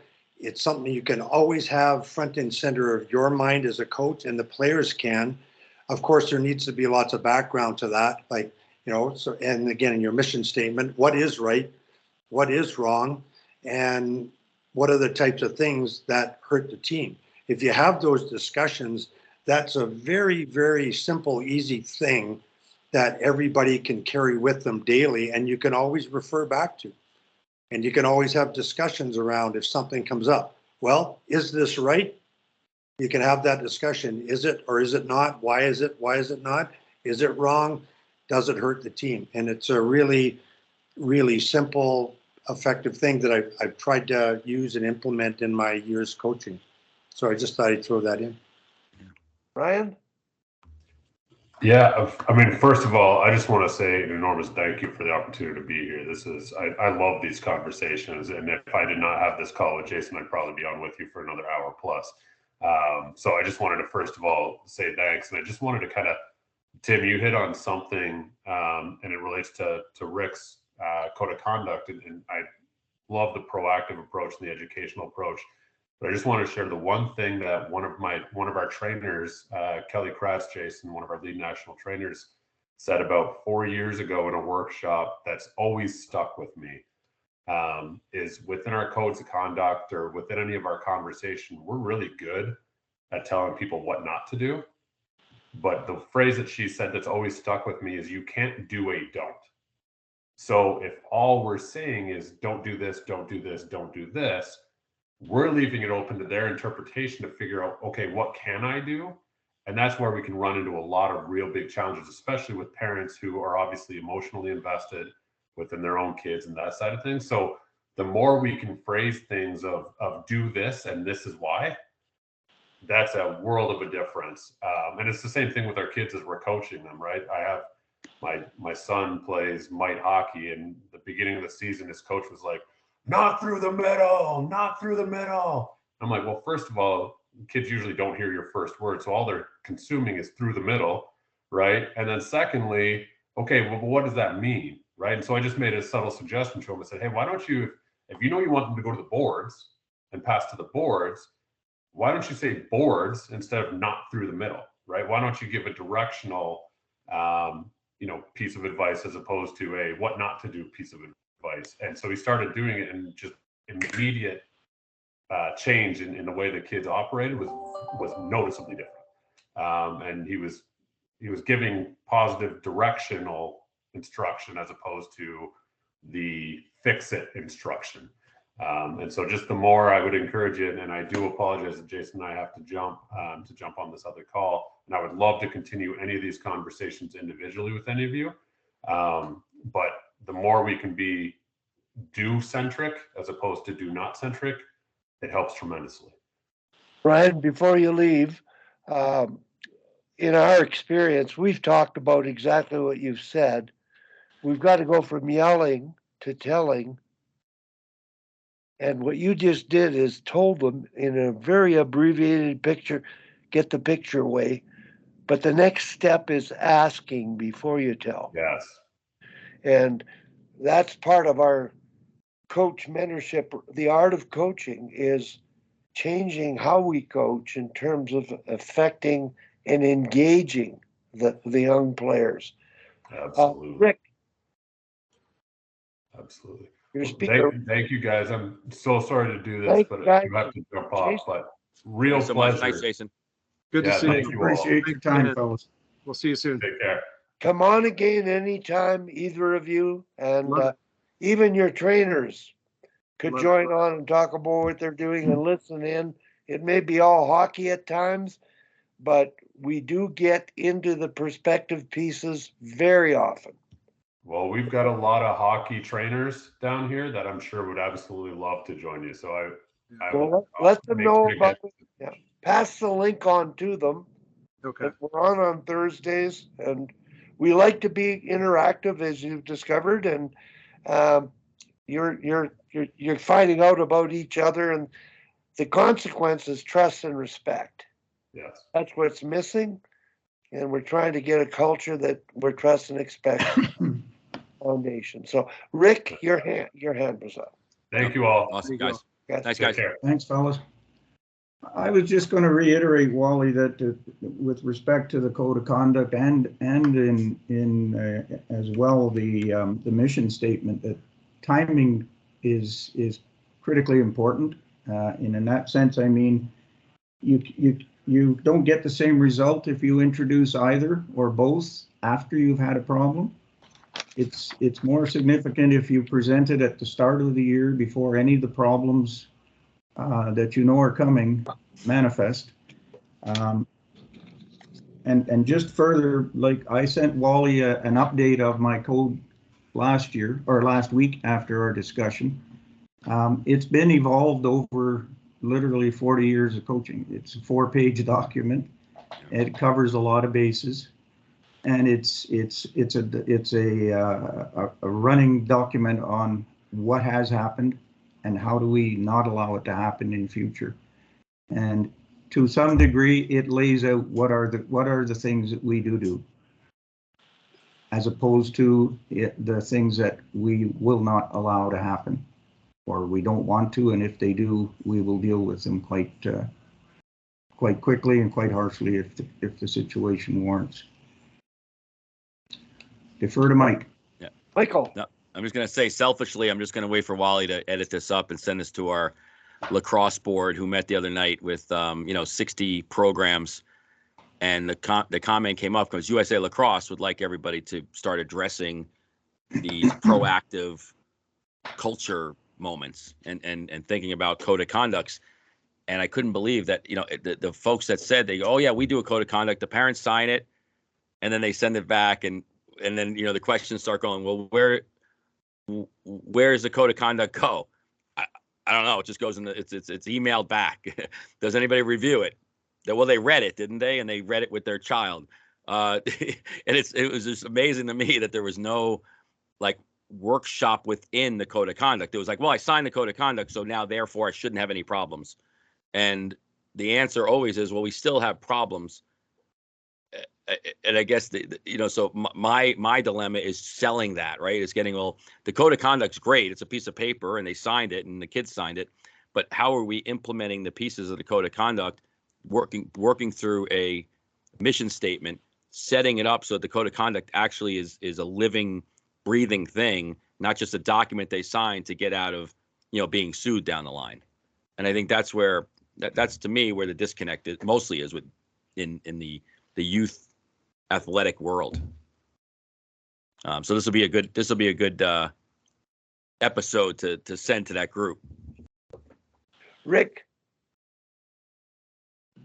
Again, Mike, something you said is, a piece of paper that's delivered, signed, you don't know if they've read it or understood it. I always made a point of presenting it twice. Once to the parent group, line by line, going over what I mean, so that there's the minimal opportunity for any confusion or misunderstanding. And then likewise with the player group, so that they know exactly what's being discussed here and what's acceptable and what's not acceptable. The idea of just circulating a document, having people sign off that they read and understand, in my experience, has not worked very well. No, and that's why I love Wally's mission statement and the fact that you're building your mission statement and your culture statement or your code of conduct together and allowing the people in your organization to build that code of conduct. I mean, that's obviously you need to present what you're looking for, but having their buy-in and understanding of why we have a code of conduct is so important. It's not just signing a piece of paper. This is our core values of who we are. And again, it goes back to it's more important than at this point the technical aspect of what we're teaching, because we got to be able to keep the kids and the parents in a place where we can train them. And we can't train them if we're kicking them off the ice all the time or off the field, or they're getting suspended and they're hurting the rest of the class. We need to make sure that our athletes on the field are working together for the good of the game, but for to support each other ultimately. To Tim's point, and that mission, that Notre Dame mission statement or code of conduct. Rick, I wanted to comment. Thanks, Mike, for that idea. And Rick, I've written a document that I've shared with Barry where I've looked at Coach 1 ethical coaching modules, the exercises done. Now that's half ice hockey. You don't need a code of conduct. Yet, Coach 2 whole ice hockey, I'm going to add to that module the code of conduct, having done the mission statement exercise. So you review that, but you must review the code of conduct, create that fridge magnet, because the fridge magnet, when they look at, if there's a violation, which means the code of conduct was violated, on the fridge magnet, it is a reminder something they're complaining about that they're not doing right. It has to be addressed. And some coaches, they're violating the code of conduct. They're not, They don't know how to behaviorally coach. They shorten the bench, they scream, they yell. And players are taking bad penalties, staying out too long. Well, you know how to deal with that, Rick. But we still have to educate the coaches, the parents together. So definitely a partnership there in the timing of when to do everything. And you're right. You do it before the season starts. You say you do it a second time. When is that? Do you review it or? No, what I meant there, Wally, was that I reviewed the code of conduct with both groups, the player group. Separately, okay. So they all had it at the same time, they could have their commentary as the players. And then I went upstairs after practice when the parent meeting was on, and we reviewed it again, page by page.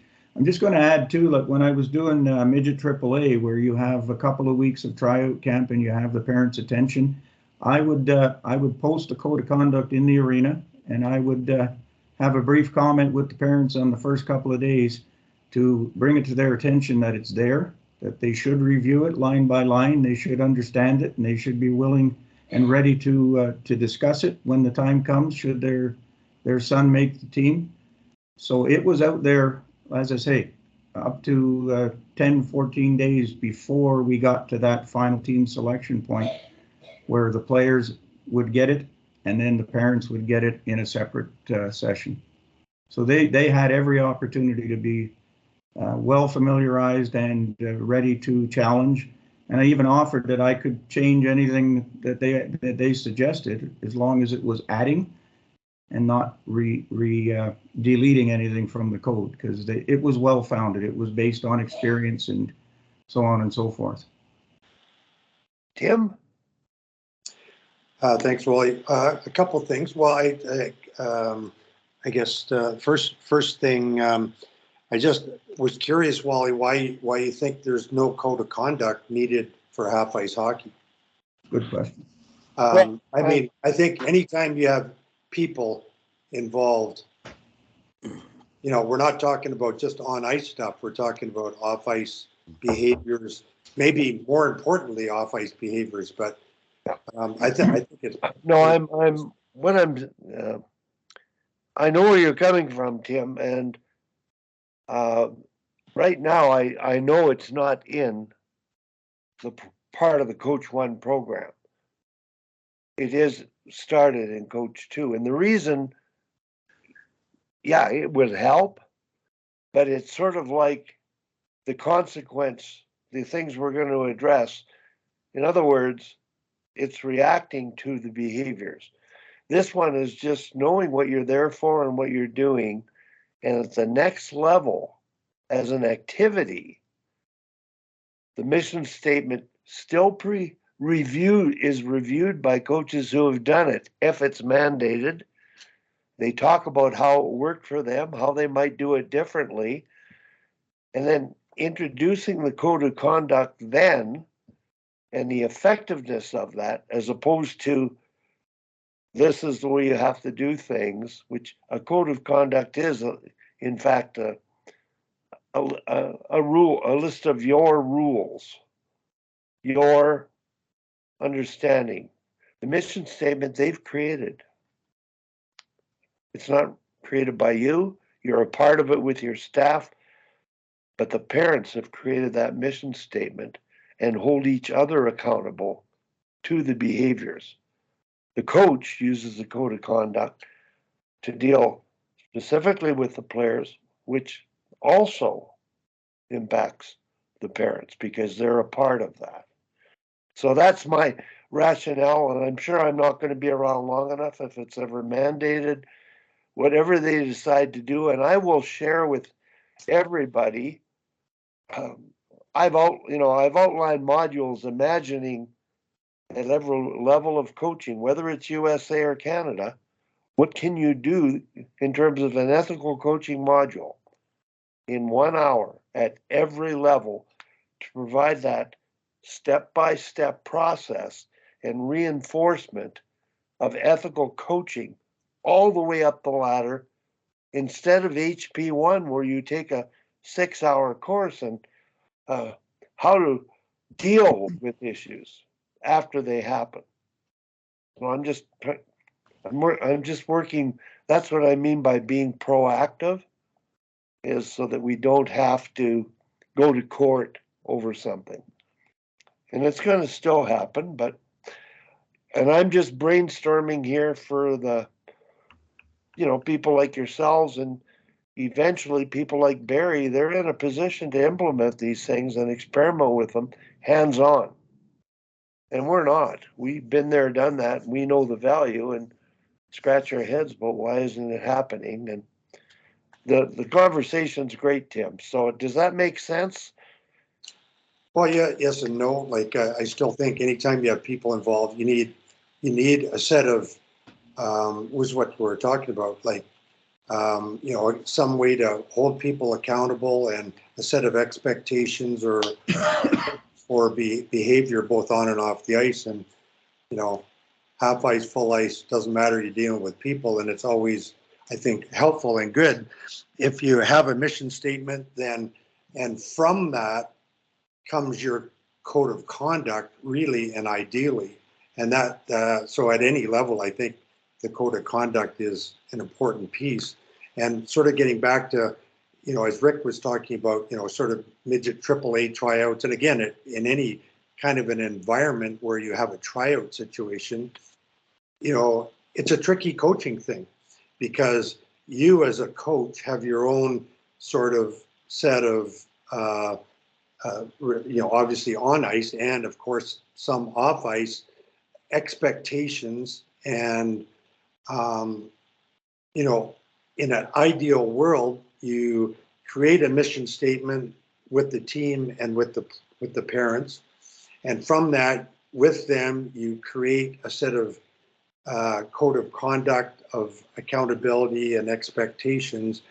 And so the tricky part is, you as a coach, you might want to relate some of your own personal expectations at a tryout situation. But after that, you really need to, in terms of the players and the parents, feeling some ownership of the expectations, accountability, and all that, you need to go through that exercise with the team. So it's sort of a tricky balance in terms of, you know, giving them some expectations before the team is created, and then revisiting that and doing a mission statement, and then from that a code of conduct. So it's a bit of a tricky coaching balance, but that's why we all get paid the big bucks. Well, I got to run, but thanks for letting those getting those guys on. It was great. I thought, like I said, I thought they would be a good. I mean, I'm sure they appreciated being on with this group because it kind of broadens their scope of people they know. But that was great. Thanks for Mike, reacting thank so you quick. so much. Thank you so much. See you, Mike.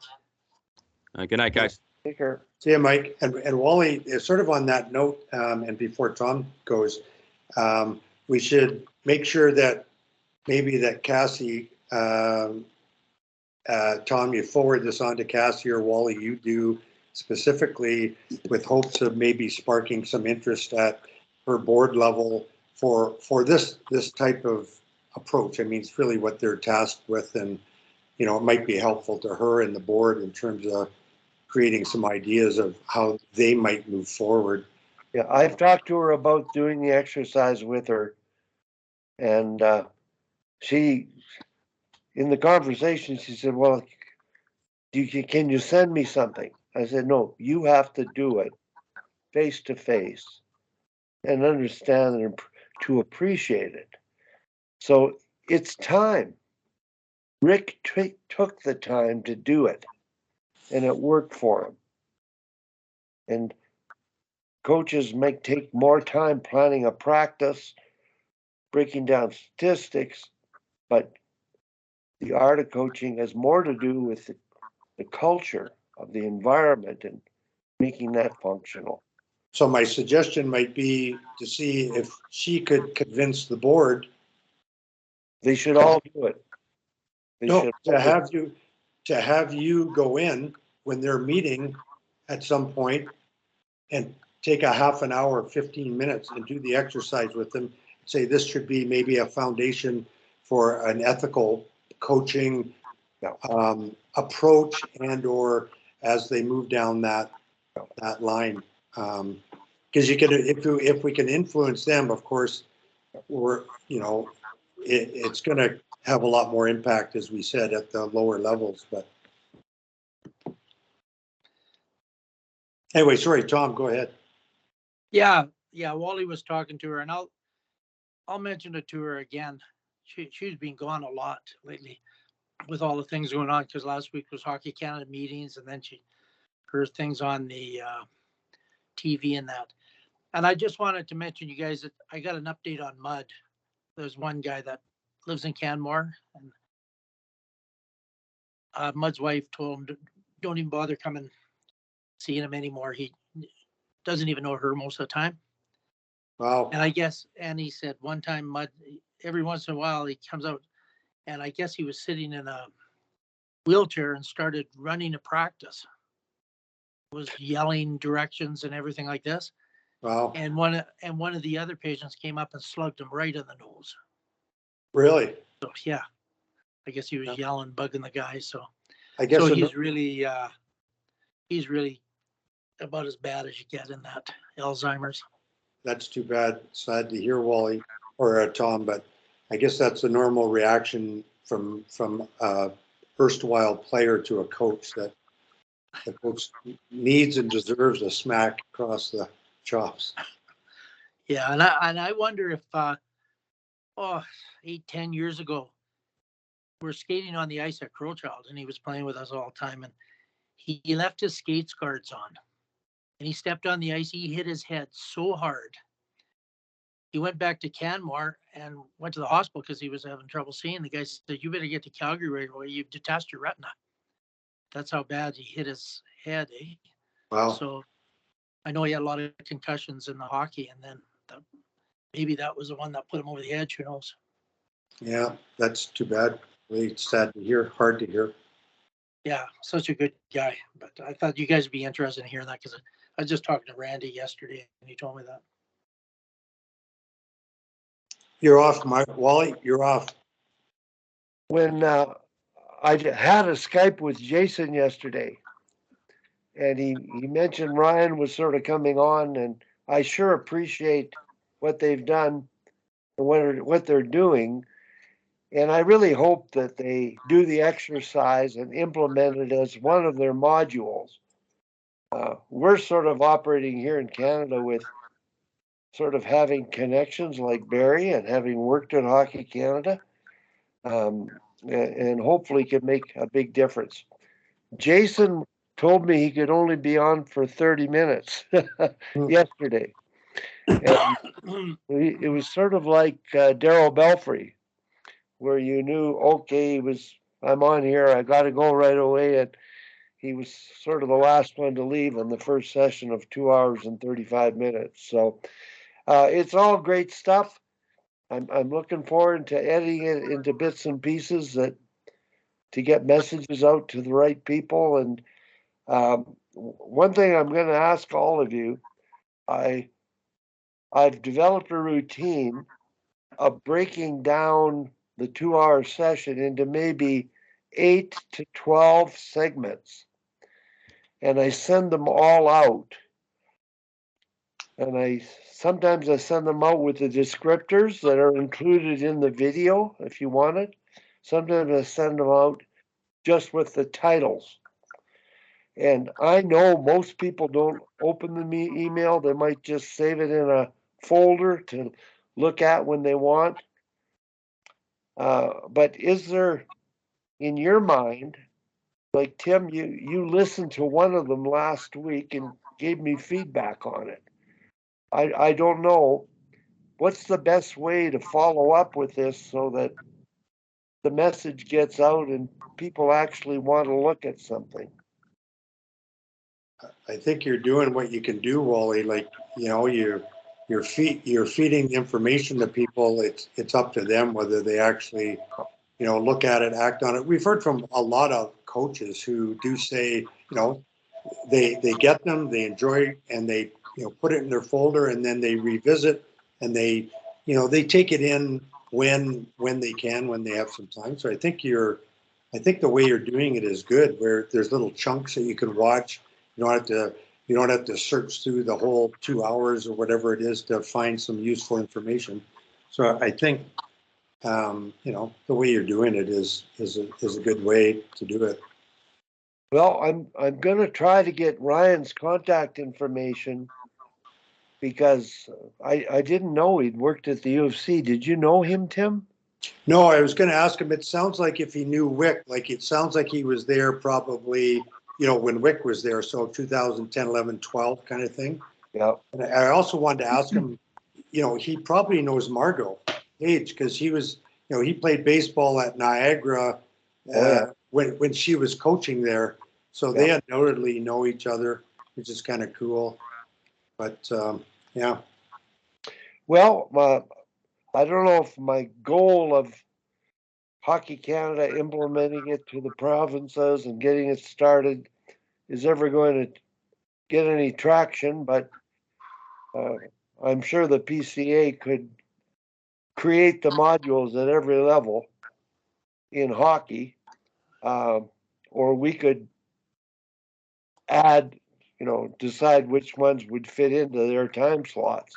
But somebody else is going to create those modules, not any of us. Barry right now is putting them into practice with Alberta's own teams, coaching staffs. So he's experimenting with it. And the process of educating course conductors to be able to do and cover an ethical coaching module is all part of education. And the course conductors for the PCA, the trainers as they call it, they're doing that. They're delivering ethical coaching modules. So I think it's a great connection, and hopefully it can convince more people, influential people, that this is vital to the integrity of sports. So. Yeah, and you know, another thought, like Tom, when you talk to Cassie, just to put some ideas in her head, you know, having having Wally go in and do the exercise with the board would be fantastic. But also, and maybe instead, maybe they get Barry in there, who's one of their branch managers in some description, and have him talk about his experience with the mission statement, and being very positive as a directional beacon for their board, and again tie in the PCA thing. And we all know that time is right for a lot of this stuff, and they've got maybe some reaching back out to some of their former corporate partners who would be interested in maybe helping fund bringing in PCA into Canada, even pick a province on an experiential basis, fund them to come in and work with one of the branches. It could be Alberta with Barry, to get some traction. So all of those are good directional ideas for the board. And if you can get it in Cassie's ear, then I have her email. I can email her too, and Wally of course can. But maybe we can get Wally, Barry, and the PCA in front of the board at Hockey Canada as a directional piece for them. Would be a step in the right direction. Hopefully. As you were talking, I thought exactly that. Yeah, I can do it, but I would want Barry there, and now I would want Ryan there. Yeah, it would be great. And it might be a Zoom thing. But because that's easy. The time management and the capability of gathering everybody, and it's time. Everybody's giving up their time. But it has to be done. And the sponsorship Hockey Canada's lost by embracing this cause would return to them, and it would change the culture of the organization. Well, you think maybe they should do it just for themselves with the mission statement for that board? Well, they've spent 18 hours on theirs, but they haven't revisited it. It was created 18 years ago. Yeah, but this is a new board. I'm talking about this board that maybe they should do it and put, that could be their guiding. See, I don't think they've ever done it. The Hockey Canada's employees did it in Banff over 2 days. So lead, develop, and promote positive hockey experiences was their mission statement. It took 2 days. And that's good. I like it simple like that. Like if they kept it that simple, that's perfect. Like that one from the Northwest, as good as it was, is way too much verbiage, language. It needs to be simple. Tim, what I would do, this is the one that was produced by the girls' team. It's long. You're right. It's wordy. On the other side, I would have Hockey Canada's statement. And I say, if you find that confusing, turn it over. Are we violating it? Well, you can have a long, wordy thing, but then like have the exercise and develop this long, wordy thing. Then it's like, okay, here's our mission statement. How can we condense this to one or two simple statements? Well, this is what they've done. People that are easy for people to keep in their head. Tim, that's why we did the activity. This is the first time I've done it with parents only, and I tasked the manager. I sent all the collated, separated outcomes from values, talked about process at the meeting, tasked them with writing this statement. I thought it was a forgotten situation. I came to an arena 2 months after, and she gave me 10 copies of the statement they came up with. They had to write this, and 3 or 4 of the parents wrote it. And it's pretty impressive. But the fact that parent group created it, it's holding themselves accountable now just by looking at it on the fridge, not. And I get that. And that one you're holding up does not appear to be too long and wordy to me. Like the one you sent from the Northwest, last week via email was about, it's like a paragraph. And that's like, I took that picture at Crowchild, I know it's way, way, way too much. but Like, I just, I applaud the sort of the attention to detail and want to include everything, but it's not functional and it's not really, really useful, I don't think anyway. Like, well, I was waiting in the lobby to go to Tom's practice, I think, and I saw this great big billboard with it on it. And I thought just having it there to read, standing there killing time was worthwhile. And I think it was mission, vision, and values. They sort of had three separate sentences related to it. It wasn't just a mission statement, but I think what the Positive Coaching Alliance have been doing this for longer than I have, and they've actually are delivering it in certification clinics that people buy into, like-minded people. So I just think it's a great opportunity to take advantage of one another for the good of the game, and they have corporate sponsorship big time. Yeah. And if we can achieve more sponsorship for them, I'm sure Hockey Canada could do the same easily. And Tom, sorry, were you wanting in, Tom? Like, No, I left that thing on. I was just, yeah, it's sort of on a, not, it's really the same area, but I just wanted to follow up on the email or the text they sent this week about, we're, to a large extent, this whole discussion is about, behaviors, expectations, ethical coaching, good behavior by your players. And I just wanted to say again, and Rick hasn't heard this, but I was, I don't know, disappointed, taken aback, and it's an old school hockey thing, but the reaction by the Flames in their game against the Oilers to two thunderous but completely clean and legal hits by Jacob Trouba, their reaction on the part of, is Tanev, and I love Chris Tanev, and Dubé, and he's a tremendous player, and I think any team could find a role for him. They're great, great players, but their old school dinosaur mentality that the reaction to a good, clean hit that's part of hockey is you have to go and fight the guy, is to me Neanderthal and has no place in the game. Like what should have happened in that game was Kadri checked Trouba in the first period, and it was a borderline, maybe in my mind not borderline, but it was boarding penalty, checking from behind, and what we might call a dirty hit. To me, that's where the fight should have happened, not after a good, clean, solid body check.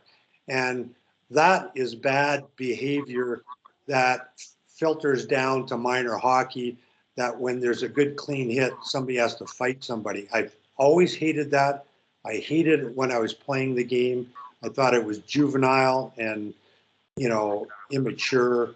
And it's one of the things that has to come out of the game. Like, did you read Kadri's comment on it? No, I didn't, and I'm not really interested in his comment, but go ahead. His comment was good, Tim. His comment said, he said it was a good hit. Good. He got me with my head down. I got up and I played. Yeah, and so the next step has to be, you don't react that way to a good, clean hit. Now, if you think in the moment it might have been a dirty hit, I understand that. But, I don't know. I don't like to see that in the game. That's my soapbox for the day, I guess. Rick, did you see that? I saw part of it. I also saw the head dinosaur's reaction to it after the game. So yeah, that may be where some of it's coming from, Tim. Well, absolutely. And yeah, we love Daryl. He's a great coach in his own way, but there are some Neanderthal parts of the game that kind of just. That's probably a consequence of Daryl's presence and the old school philosophy, but my reaction was good on Dubé for back, supporting his teammate, and that's what it was all about. It was about your teammates, and But that's Neanderthal, Wally. It was a good well, I know it hit. is. I It's a know it good is. clean hit.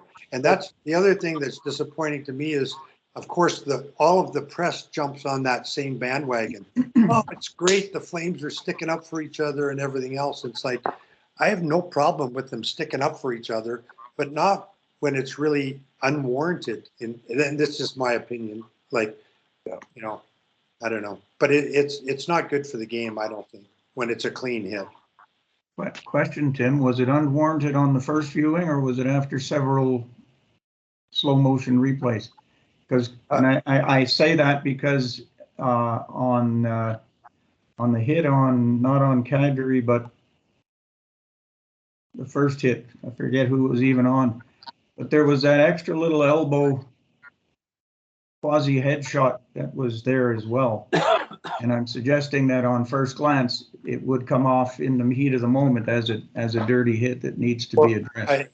As I said, I understand that in the moment there's of course that big debate, but I mean, not that penalties are the definition, because we know they get it wrong in the moment sometimes too. But that is very true. Like you could in the moment look at either one of those hits and think, hey, that was a headshot on Kadri, but it wasn't, but it could have appeared that way. Yeah. Same thing. And I get that part of it, so it's tough, but I guess beyond that, I think after the fact, when you look at the video and, if you see that, okay, it was a good clean hit, then the discussion on the part of the press and to Tom's point, maybe Kadri, hey, it was a clean hit. And then it should be, okay, our reaction was inappropriate if it was a clean hit. Like it's a tough thing, I know, but. I want to bring it back to the perspective of our group, not the hockey NHL reaction. And I'm taking it back to the AAA midget level. I went to a game last night with Jordan watching the Buffaloes play against the Flames. And that's Kerry Bracco's son, who was selected Player of the Week in Western Canada in the AAA Midget League. He's had some outstanding performance. The last time they played the Buffaloes, there was some beaking going on. They were running each other, taking bad penalties. But after a goal, the Flames went ahead, and the same player who all year has done some stupid things went by their bench, shaking his finger, pointing at them, embarrassing them. It led to the most disrespectful game in terms of behavior on the ice, chirping, yelling, coaches yelling. It just got out of whack. Sunday, I went to watch them play the North Stars. Kerry's son had an exceptional game, and we went for supper with the family after and talked about how are they going to react when they played the Buffaloes like they did last night. And we talked about emotional control, which is in that Coach 3 module. You have to educate yourself about what you're talking about. And at that level, they can't fight, but they can't incite emotions. And if they do, they got to be in control of those trying to incite it. So I had this conversation at supper, and the game went on last night. And the same kid took a 4-minute penalty in the first, and they were up 2-0. And they managed to survive. I looked at the rule the coach had. If you get 2, you sit 2. If you get 4, you sit 4. You get 10, you sit 10. But he hasn't consistently applied the rule. That player got out the next shift. He didn't sit. 4 minutes. He got out the next shift. And Carrie and I talked about it because that to me is leadership, a lack of leadership. And the game didn't go south. It was one of the best games I've seen. The Flames won the game. It was a back and forth effort. The first period was outstanding until that 4-minute penalty he took that overlapped. And the same player who's done that before has not been dealt with consistently, and that's on the coach. So players are going to do what you want them to do and what you let them do. So I think the NHL, Daryl coaching, it's okay. I understand where he's coming from. I don't believe in it, but in terms of the culture of that team, that's their culture. So, well, it's not their team. In fairness, I think it's hockey. That's the hockey culture. If there's a good clean hit, you got to go fight somebody. And like, you know, Tom's response in the text, you know, Rich Preston, known to say, well, you know what, guys, it ain't ring yet. So that's the way to react. Well, you know, you flip that over, yeah, it's not ring yet. So if there's a good clean hit, it's not ring yet. It's part of the game. Like, why do you have to react that way? No, good point. It's and I assume you mean, Wally, that coach. If you get 2, you sit 2. If you get 4, you sit 4. That's sort of in. If you get 2 that are, you know, bad, undisciplined penalties versus just behavioral penalties. I call it behavioral coaching. Yeah, behavior penalties, not penalties. We want to make that clear to coaches. But the thing Preston was saying is, it's the other way. That I know. Like Kadri responded, you do get hit. You got your head down, and you get hit. It's not ring yet. You do get hit. You don't have to fight. You know, that's what he was trying to say. Yeah. So I misunderstood it. I thought he meant, well, it's not ring yet, so the fighting is part of it. But no, it's just it's that the game is rough. You got to expect it to exactly to happen. And I totally agree with that. Like, you know, and again, just to restate the obvious, like Rick is correct. Like in the moment, you know, there might be, you know, an error made, and you maybe want to see that reaction if it is a dirty hit. But you know, when you see that it's not, there should be discussions on that point. But anyway, Rick, the AAA story I told you, and even the Flame story, from your experience, crossing of a line, behavior on the ice, disrespect to one another, trash talking. What have you gone through and experienced, and how have you dealt with it?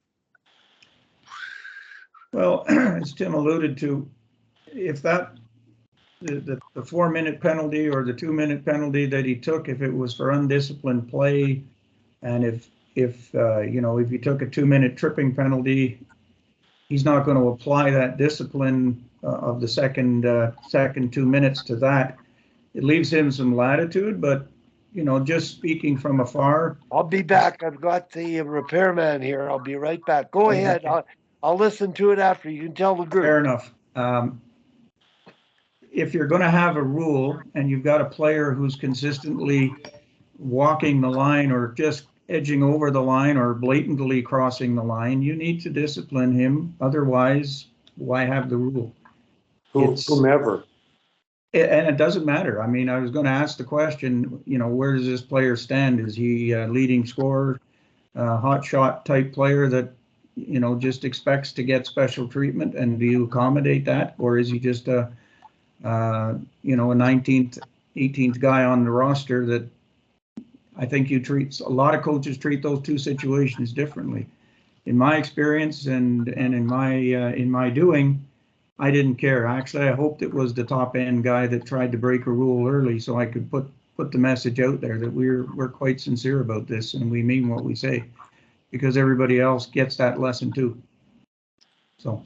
Yeah, absolutely. And you know, I may have told this story before, but it was one of the greatest gifts for when I was first started working with the national women's team.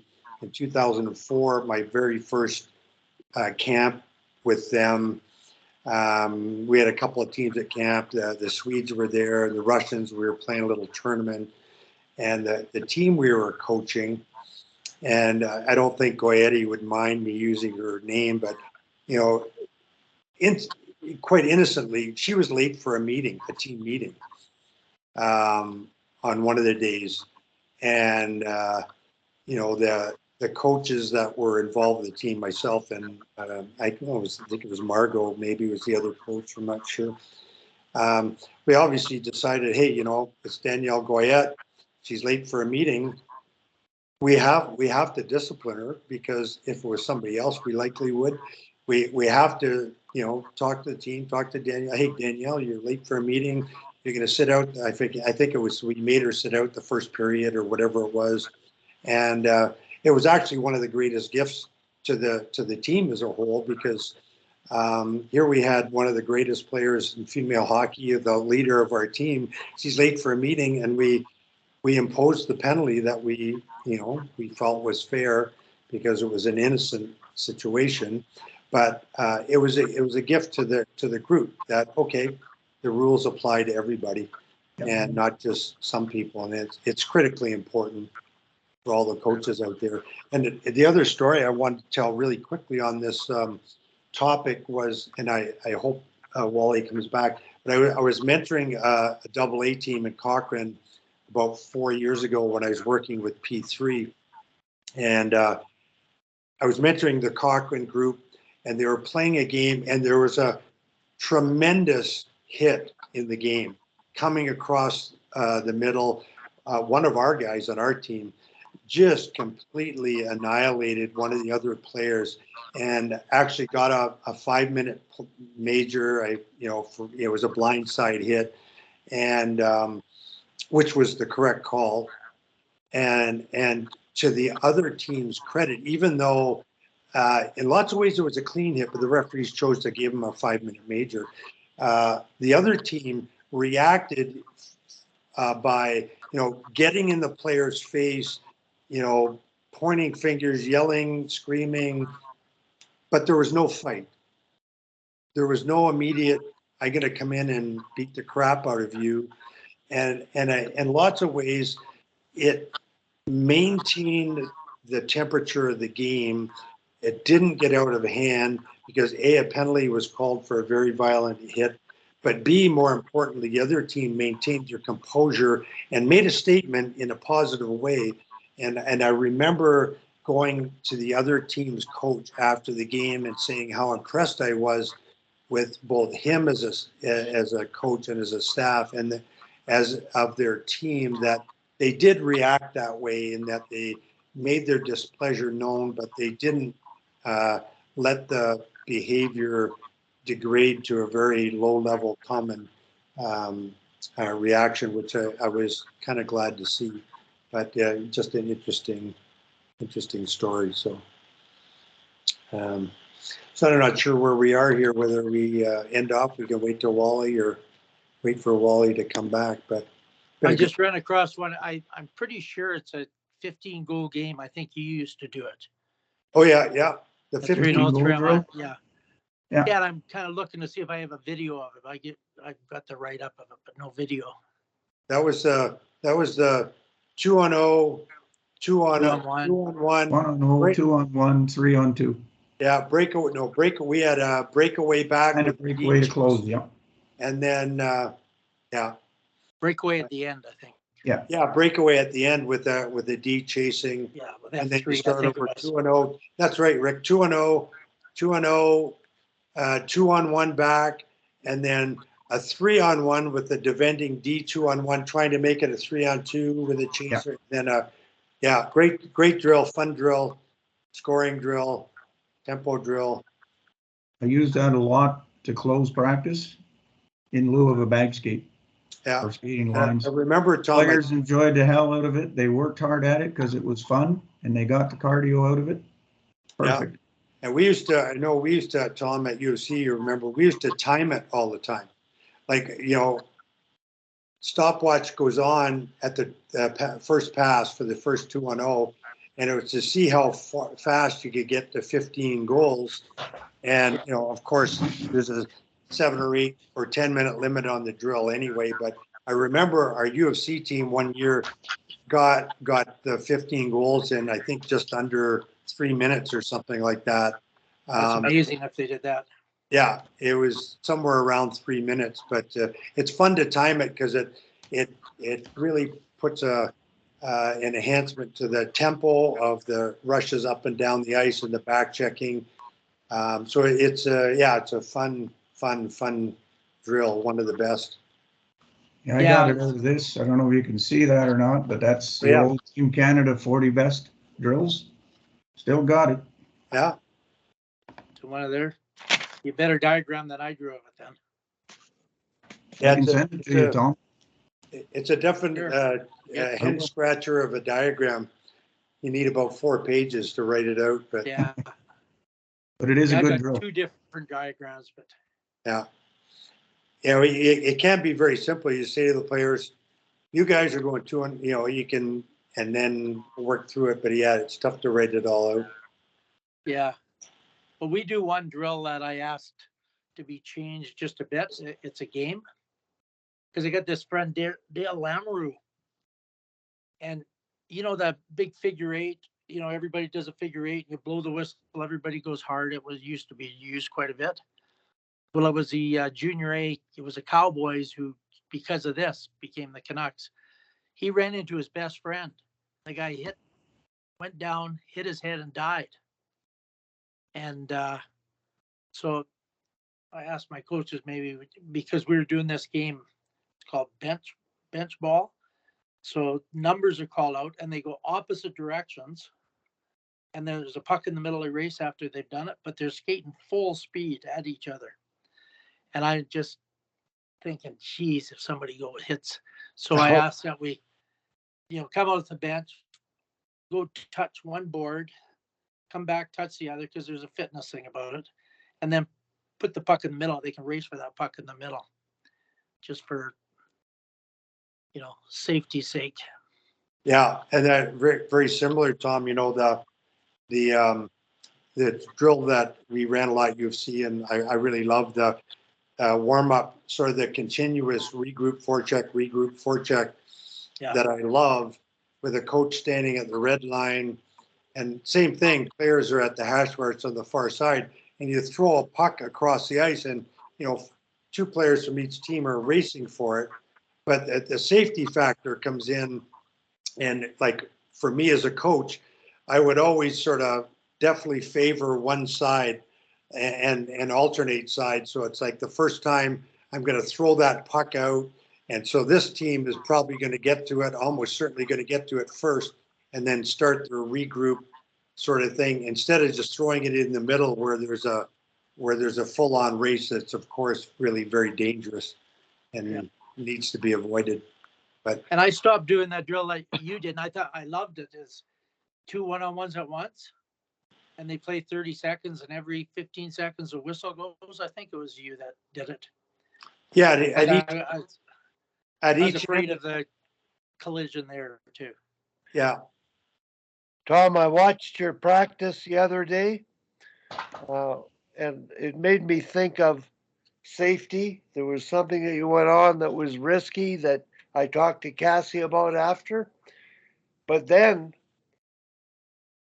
sadly, but humorously sad, when Dave King was running the ice time with George Kingston on the ice, national team tryout,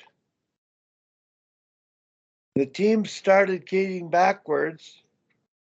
Half went one direction, half went the other. They were going to collide. The very first backwards. Yeah. And I sat there in the stands and says, oh my God, these are the most educated coaches in the country, and they're doing that. Now, your station in the middle of the ice, when you had half ice, they skated backwards or around one pylon, backwards to the next one, going across the ice. Yeah, kind of a figure 8. Yeah, 2 people at once. And I was afraid of collisions. And if I'm evaluating a development 1, I'm talking to the coach about that because Cassie running the second, when you rotated once, she actually had to stop the girl before they collided because they don't look over the shoulder. But how do you make it safer? I've had accidents, Rick, when I was mentoring a midget double A team, Royals Association. The ice was pretty chewed up from the practice, and they were sending them on hard laps going behind the net at Stupapard, small rink. And a player lost an edge, broke his leg in 3 places going behind the net, one of their best players. So he was literally done for the year. So the safety, I mean, that's the first concern. And when you're evaluating, you're looking for the doors to be closed, chin straps done up. And when you see people actually get hurt from it and die from it, we just can't underestimate that's the priority. And then, Well, it's the pucks on the ice too, eh? Like I make teams when the half ice game going on at each end or something, and they miss a pass and it goes back to the other end. Well, I've seen, and I've stepped on a puck and hurt myself too. I've seen more people get hurt. Remember the Flying Fathers, Father Costello? yes, He stepped on a puck in the warm-up and hit his head and died. And I saw Ginla working with Thomas at Centennial there, and there are all kinds of pucks on the ice, and Ginla didn't have shoulder pads on or anything, firing the puck, eh? And he fired one puck, and then he kind of veered off to his left. He stepped on a puck. He crashed into the boards, and his shoulder was bad the first month of the season. And I'll tell you that. So I make them get the puck if they make a bad pass. But the unbelievable thing happened to me. Maybe I've told this one before, but I'm teaching the hockey class at Mount Royal. And this kid says, well, you know, the rink guys weren't coming on the ice and still having coffee because nobody was behind us. Says, Tom, is it okay if I just shoot? He took one puck on the ice. I said, I'm thinking, well, what can happen? One kid, one puck. And I said, as soon as the Zamboni guys open the door, you get off the ice because I was leaving. He fires the puck a few times, stepped on the puck, slid into the board and broke his wrist. And he was the only guy on the ice. So stepping on pucks is, and the guy that organized our Friday hockey was out for about 2 months. His knee stepped on a puck. Rick, have you had any situation that you wish you had done something differently that resulted in an accident happening or an injury happening? I have in football and hockey, but have you? Nothing comes to mind, Wally. Other than I had an assistant coach who got submarined and eventually died from his injuries. Was that no helmet? Sorry? That was when they instituted the helmet rule in Stratford. That's the one that finally made it mandatory, yeah. And they That tried. goalie Wilkinson's dad died in the same kind of thing in a hockey school in Windsor, apparently. Remember the old goalie Wilkinson? And Vanity, Hockey Canada used to mandate you have to have helmets. Their national coaching staffs, nobody wears helmets. And I'm really perplexed by that because the reality of respecting yourself and safety, apparently the egos and the vanity of the coaches is they don't want to wear helmets. Well, under 17, under 18 girls, under 18 men, under 20 men, no coaches wore helmets. Yeah. Currently? Last summer. Is that right? Yeah. See, Yeah, I was in a U15 practice mentoring about 2-3 weeks back now, where one of the coaches got submarined and fortunately was alert enough not to allow his head to hit the ice. But even with a helmet in that situation, I'm certain he would have been severely concussed. Well, So Dean it can't Holden, happen. who was on last week, he at the hockey school at Mount Royal, he was coaching there. And a kid submarined him because the kids all slide in, right? He went down so hard he was out, for buggered his back up pretty bad. Rick, when I ran hockey schools with kids, children, we practiced falling forward, and your hands absorbing it, and falling backwards and tucking your chin in. Formal practice of what commonly happens. So, no, safety is a big thing. Tim, practice safety. Have you seen anything that could have been prevented if more attention was paid to whatever was being done?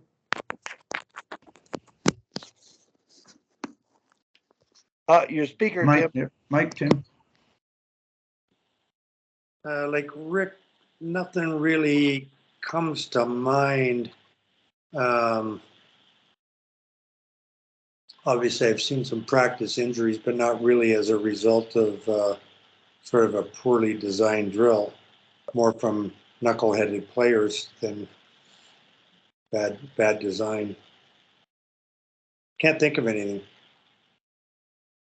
Well, we were talking when you were gone about,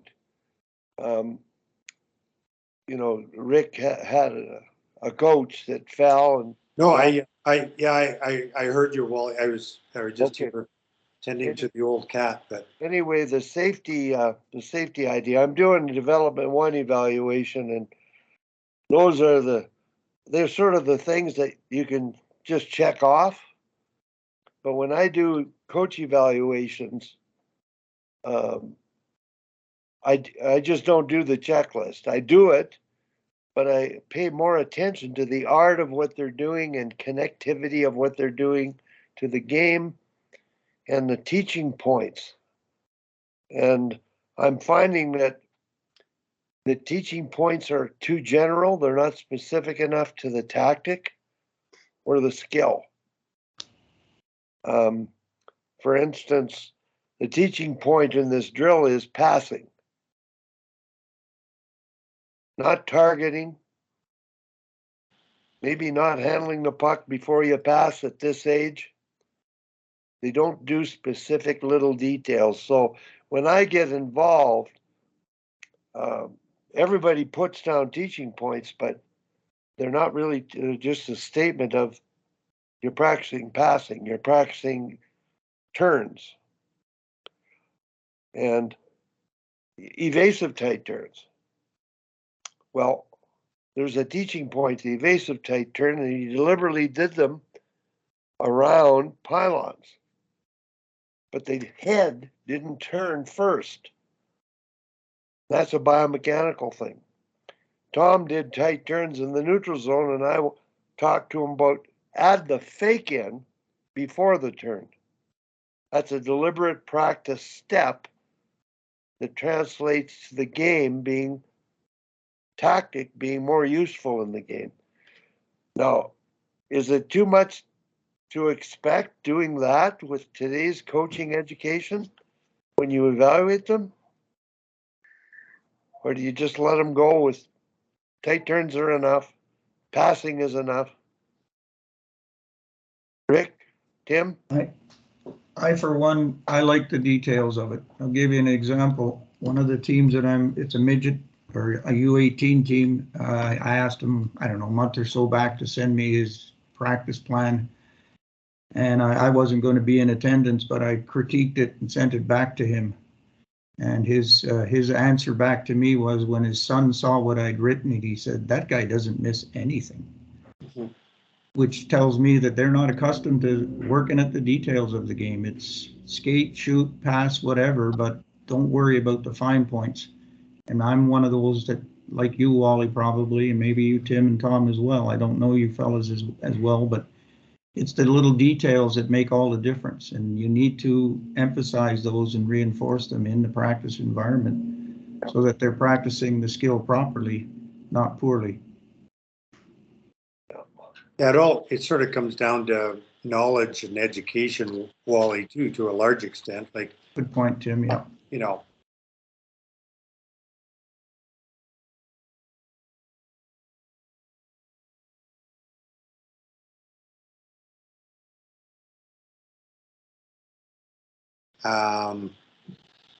Hopefully, we can help educate them to some degree, and they educate themselves as they go along. But lots of people obviously would not be, experienced enough, I guess, to bring those details to the table. So it depends what level. I'll come right away. Which is too bad, but it is what it is. I And agree. God bless them for being volunteer coaches in the first place. I got to get going here, guys. Yeah, we should all probably get going. It's only been 2.5, so All right, I'll throw 2:35. out an email. Maybe where are we? Maybe next Wednesday we could try to have a live one again. Wally, I'll see if Ryan and Mike, Derek, if they want to sort of meet again. If you've got a write-up on that drill you were describing too, Jim, or Tim, you wouldn't mind sending it along? Can try. Okay, Mike, I gotta run. So long. Okay, Thanks very Okay. much. till Take next care, time, fellas. Yeah, Good take care, talking. guys. Rick, thanks